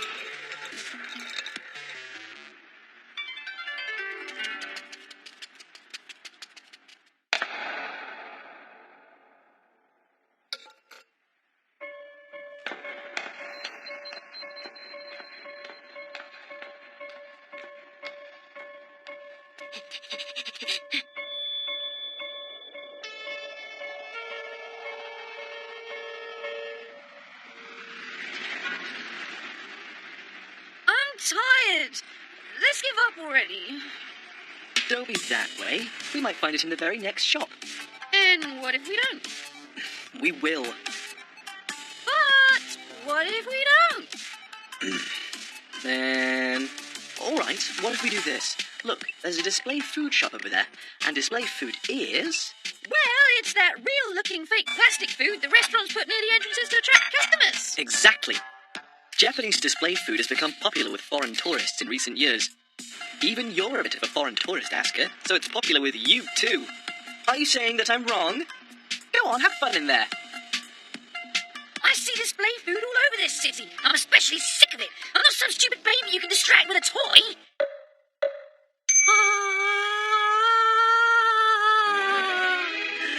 It's pizza! It's a pizza! He always really did love pizza. It's because he's been banned from having pizza and burgers since we came to Japan. Sorry, but could you keep an eye on the kids here? While Asuka's occupied, I'll check out the shops further in on my own. Got it. Just don't buy anything you don't need. Leave it to me. After this, I'll let Asuka eat so much pizza he'll want to stop. Emil, be a good boy too, okay?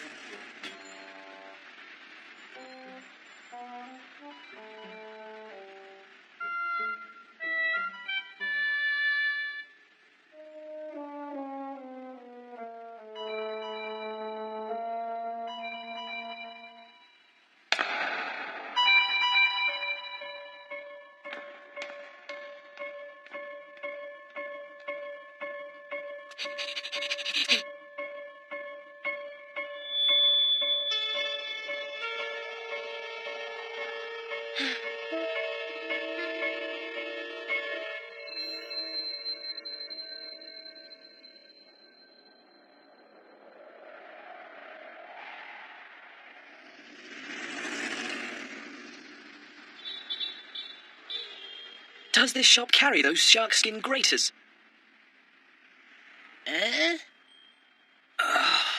Grater. A shark skin grater. Pardon? You know, about this big, one side is covered with shark skin. A grater! A very fine cut and grater you need to unlock the flavour of real wasabi. Shark skin. Shark skin! You know what a shark is?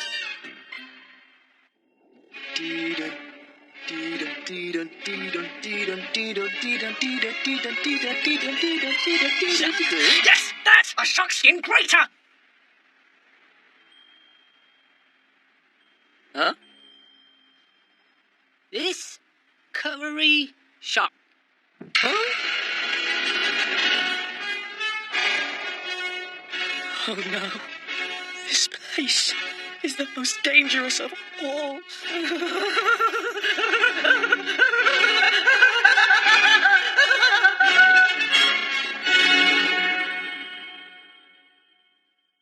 Thank you very much, sir.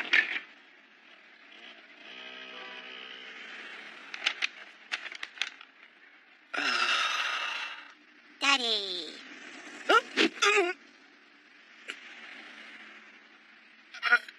Listen, it's not what it looks like. It was an accident. The shopkeeper, he insisted, so he made me. It's thin and not very bulky and didn't cost very much. We found it. Your grater. Huh?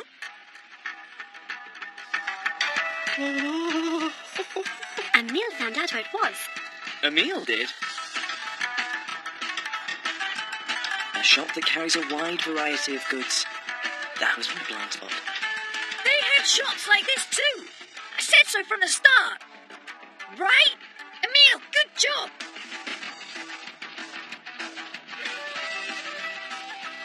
But how did he know about that shop? It was a coincidence, surely.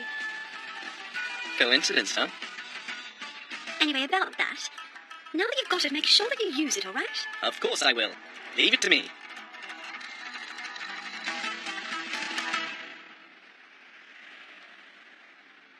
Thank you.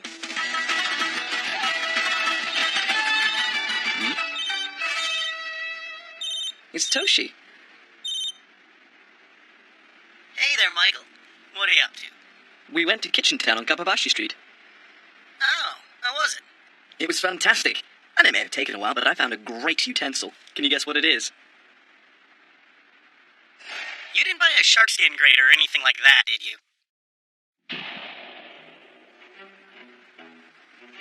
No. But let's suppose that I did. Think about it. If you brought that back home with you, when do you think you'd have the opportunity to use it? You wouldn't, would you? If somebody bought a grater for fresh wasabi in Japan, and then brought that grater halfway around the world to a land that had never heard of that plant, I'd have to tell them one thing. That they are a hopeless idiot.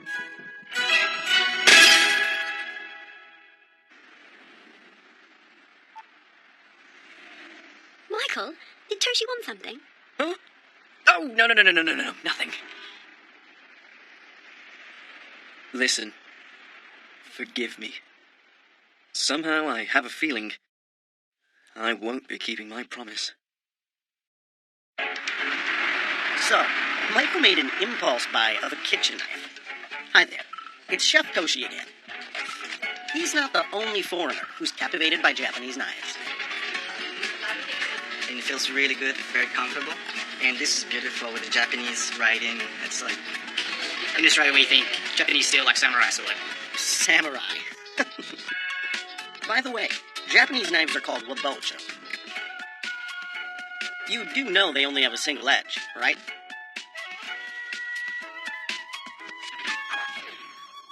These beautifully sliced vegetables turn the jelly into a daring showpiece.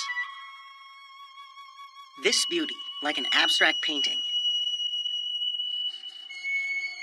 is born from this magnificent technique of knife cutting. Cooking is Yoshihisa Akiyama, an old chef acquaintance of mine. This is lotus root, which is spread on the bottom of the jelly.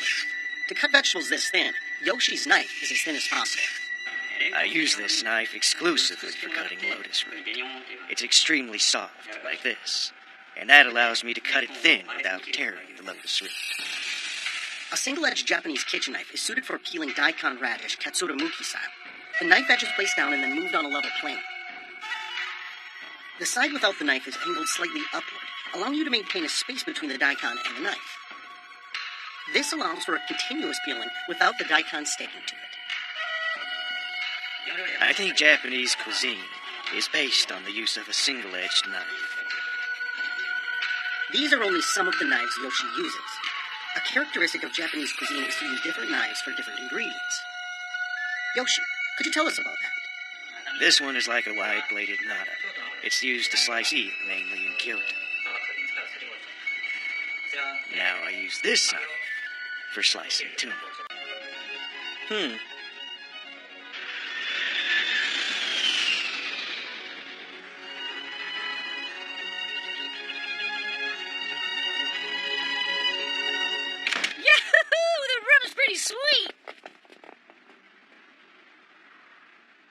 This may be quite a big city by European standards, but Sapporo feels open.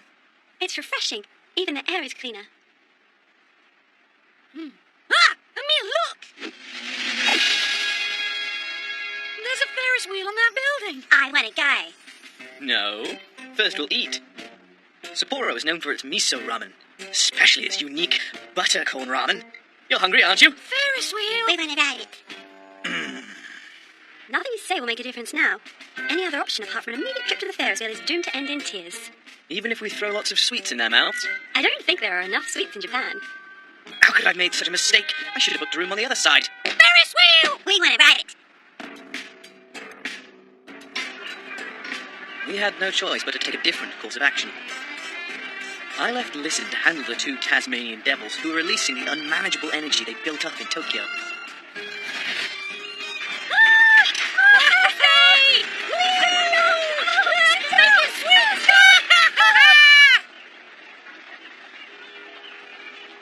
Oh. Today's first target is... Miso buttercorn ramen. It is hot miso-based soup filled with firm wheat noodles and topped with locally produced corn and butter, along with other ingredients.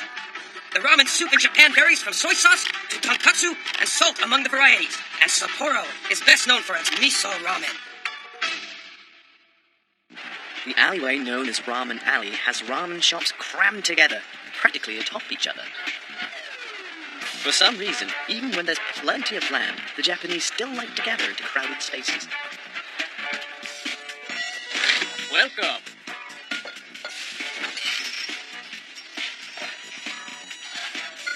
Today I plan to visit 3 ramen shops at the very least, so I have to pace myself and not eat too much too early. Here you go. Oh?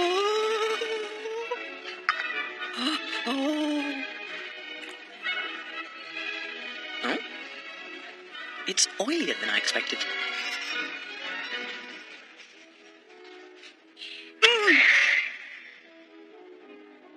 Sensational! The moment I put it in my mouth, the flavour of the pork seasoned with the salt and garlic spread all around, and with the miso soup so hot it threatens to burn the inside of my mouth. The cold butter and corn provides a shock. This is extraordinary! Fantastic!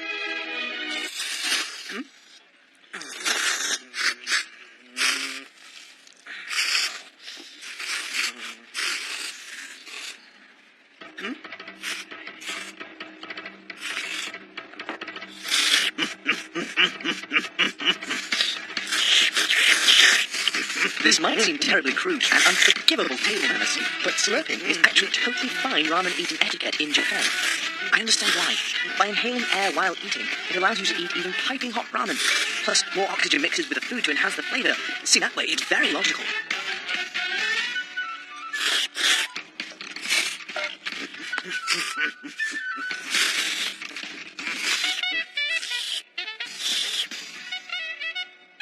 Damn! I wanted to hit 2 more places. At least I left the soup. Let's try 1 more place. At least. I did it again! Thank you very much.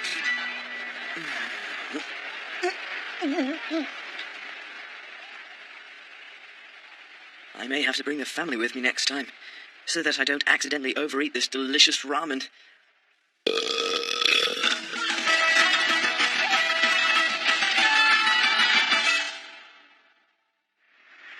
Hey, over here. Oh, I see Daddy. Daddy. So, was the Ferris wheel fun? Need I ask how wild they were? Emil got lost on his way to the Ferris wheel, and just when I found him, Asuka vanished, and the man in charge couldn't speak English, but I couldn't really speak to him in Japanese either because the Hokkaido accent may as well be crow's cause. For all I understood, Sorry, but my stomach can't take anything. We're going to have to talk about this a little bit later. Oh my god, this has been a terrible day.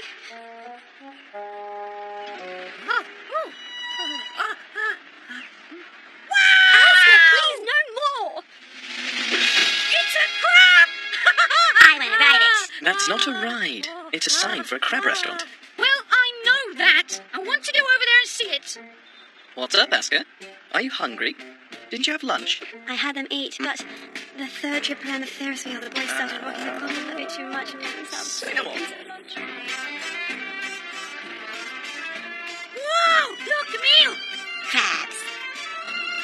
Gross! What is this crab called? That's a king crab, or taravagani. What's this? That's a queen crab, or zuayagani. A king and queen? So is that one the boy and that one the girl? No, they're different species. Those are just names they're called. So, what's this one? Hey, don't poke your finger so close. It could snip it off. See? Didn't I tell you this was dangerous? Emile, look! Check out that crab! It's huge.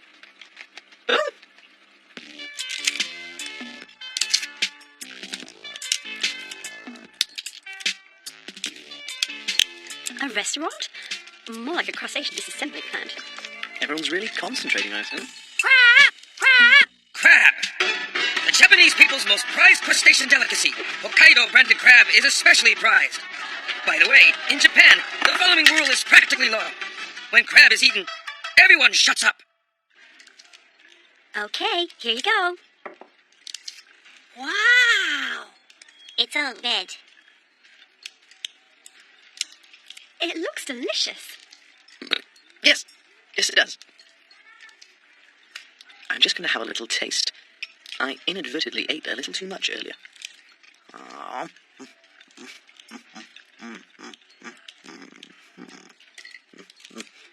Good?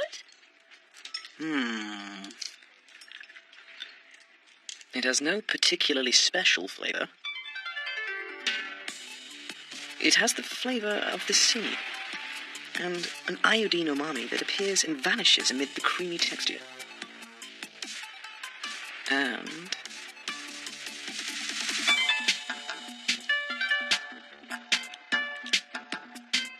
How was it? it's a difficult flavour to pin down. That's it? Yes, it was interesting. I see. How about this king crab? It's good. It's good, but nothing to make a fuss about. Daddy, aren't you having any more? I just can't eat anymore. I'm so full from that ramen. Crab attack! Rock basic. Don't play with your food. Michael, say something to them. Well, paper beats rock. That doesn't have anything to do with crabs. To be honest, Oh, that I crab see. dinner Okay, didn't live up to my Camille, try expectations. now. At least, that's what I thought at the time. But it was only later that I would come to regret this.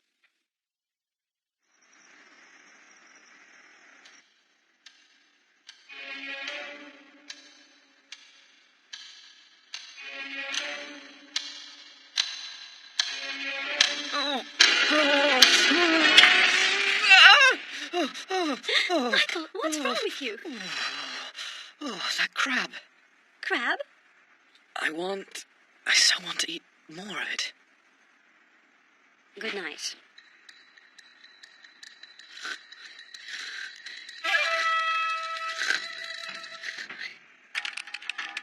I desire and lust after the taste of that crab almost more than I can bear. It's strange. Most of the deliciousness was to do with its texture. Half liquid, half solid. That sensation that was so hard to pin down. The Japanese have such a refined and complex appreciation for food texture. To the Japanese, the feel of food on the tongue is as important as its flavour. They value the nuance of contrasting textures. For instance, the almost crunchy chewiness of jellyfish, or the soft, rubbery feel of mochi. The mealy texture of adzuki bean paste or cooked sweet potato. Sometimes the Japanese can enjoy a food's texture just for itself, even without much of a flavour.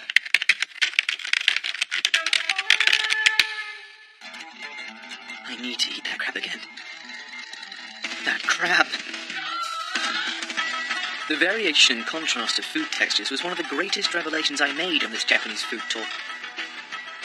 The flashbacks to the texture of that crab continued to haunt me even after we left Hokkaido. The next time that crab and I cross paths, I'll eat him until I'm sick of it. This, I swear.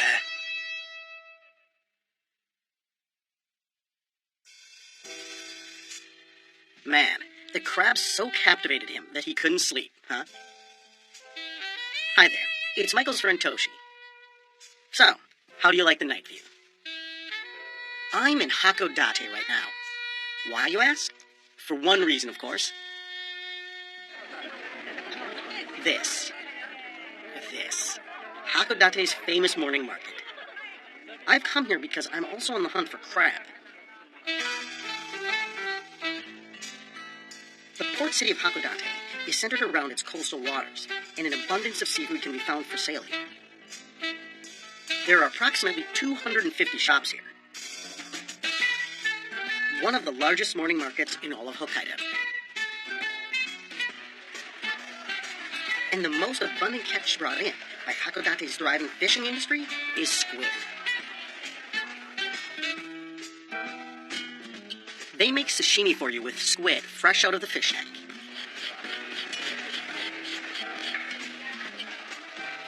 It's the epitome of fresh fish that were swimming only moments ago, and the translucent skin has a crunchy texture. The taste of the liver is also outstanding. Eating it dissolved in soy sauce is the Hakodate style. What? No crab's been brought out yet? Don't panic. There it is. See? Inside the fish tank is red king crab and horsehair crab. Now then, which one do we want to try?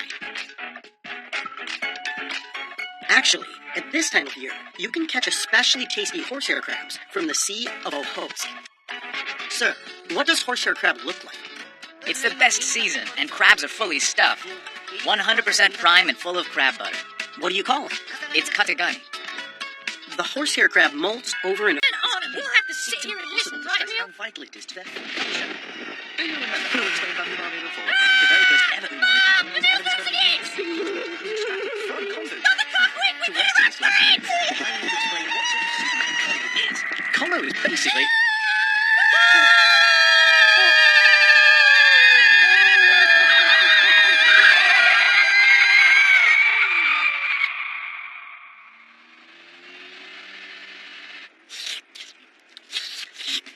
I guess that should work for now. Are you sure you'll be okay? This is a rental, so don't spill any. We're fine. Emil, look! Your ice cream's dripping! Looks like we're almost there. Thank goodness.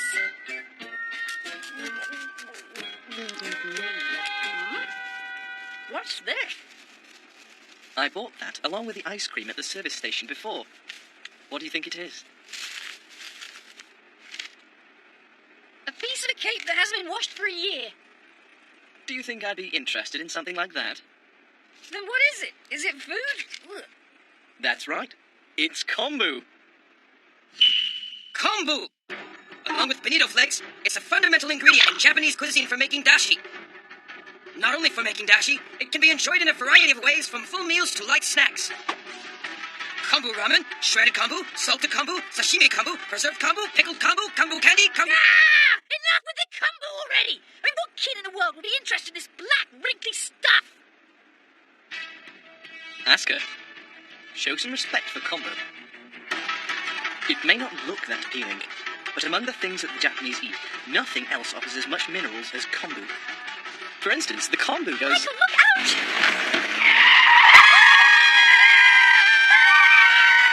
Michael, for heaven's sake, keep your eyes on the road! Are you boys all right?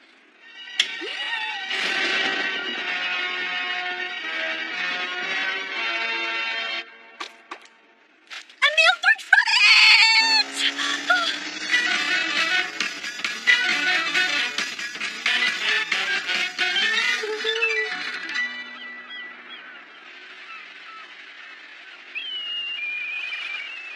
Daddy, what are those? The things lined up out at sea? Those boys mark kombu farming grounds. You can see it now. The holy land of kombu. Minabe Kayabe.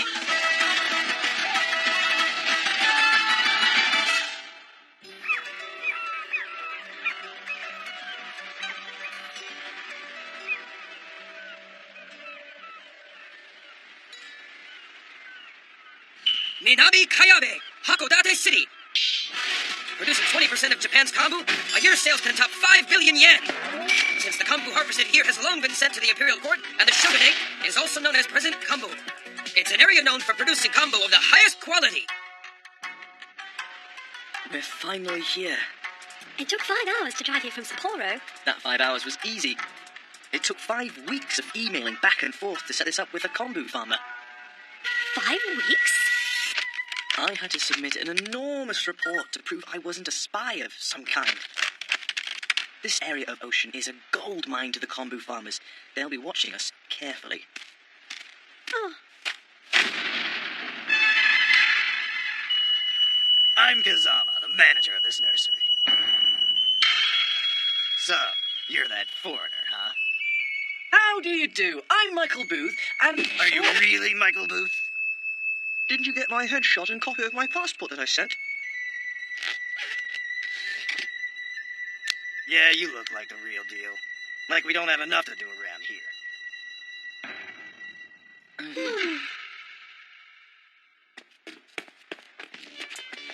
Follow me, just past those blocks.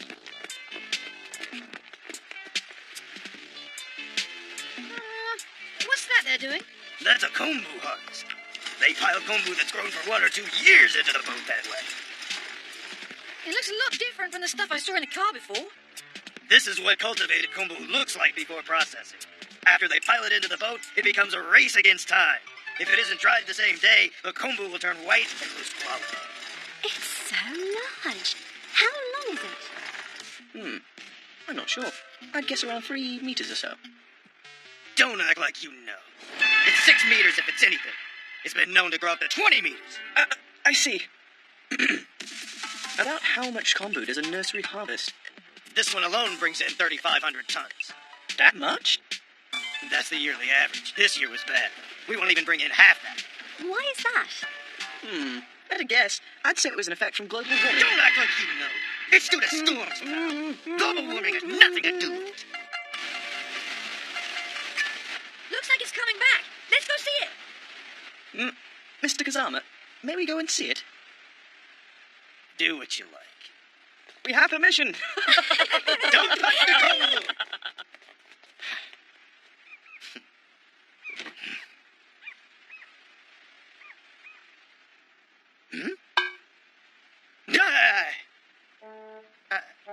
You're not going with them? No, I'm not.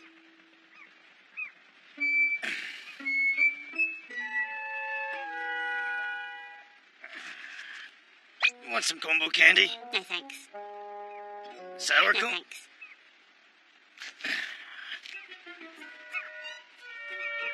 Look, Have you you... ever ridden a Ferris wheel? Yeah, so? Yeah, me too.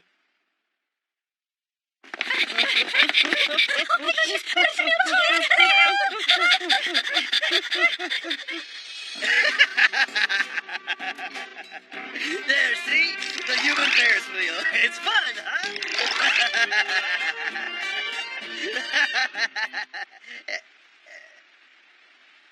So you've had enough of the boat?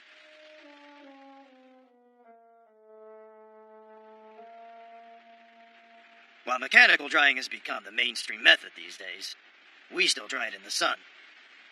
Sun drying is best for natural things. When it is spread out and looks hardy and shiny, that's good. Then if the shape is not changed, the kombu is perfect. That's because Japanese people care about how their ingredients look. Since the weather affects the taste of that year's kombu, where it was grown and which year it was grown will affect its flavor and how much it's worth. I see. A bit like wine. For the highest class kombu, the manufacturer will age it in special temperature and humidity-controlled warehouses for 2 years. Doing that brings out the umami components much more. Some is aged 10 or even 20 years. That's the kombu that a komboulier will value. Komboulier? Yes, of course. Kombu has sommeliers.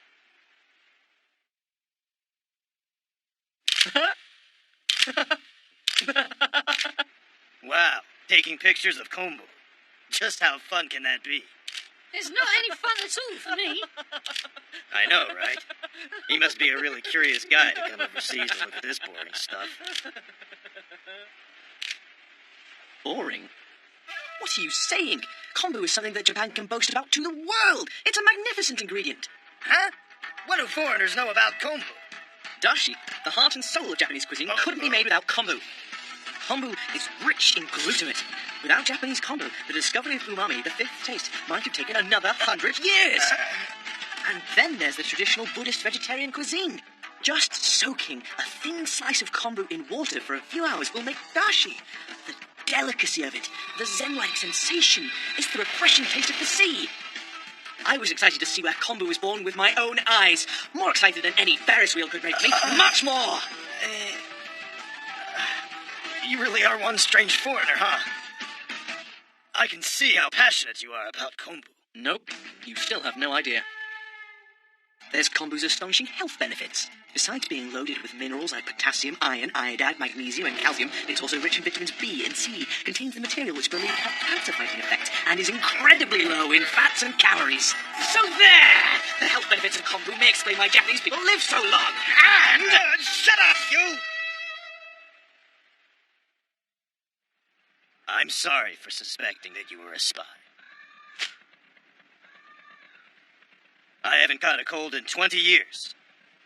Write in your book that it's thanks to kombu. I will. But that's only if you can convince me of that with a report that establishes that causal relationship. Hi, mister. Developed a real taste for that, have you? Here we go! Human Ferris wheel. Whee! Dashi, the basis of Japanese cuisine, its main ingredients are dried bonito and kombu. And at last, I have seen with my own eyes the places where they both come from. That said, I don't yet really have a full understanding of Japanese cuisine. While Japan may seem relatively small on a map, we're seeing just how vast it really is.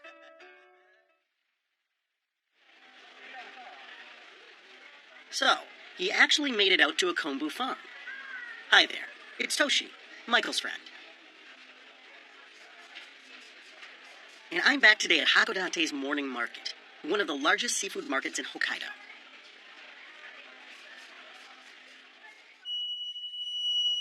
Hokkaido produces most of Japan's kombu.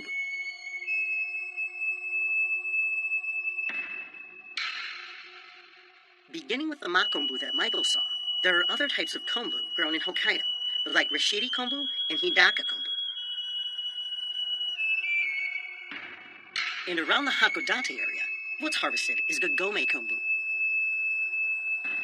Since its jagged patterns look like kago no me, or wire cage, it was given the name of Gagome. Its chief characteristic is the stickiness. What is this? That makes it unsuitable for dashi. But when it's shaped like this, it's made into oboro kombu. Finely minced, it also goes well with rice. You can add it with matsumai pickles, too. They may not know it's called gagome, but everyone seems to be enjoying it. Miss, how does it taste? It's good. I like to have it in the morning in miso soup. I like to have it over rice. Actually, in the old days, gagome kombu was treated as something of a nuisance. Since it grew mixed in with the higher-priced makombu. The gagome's broad leaves would block sunlight, stunting the makombu's growth. That was up until the point, the component called fukoida, which caused it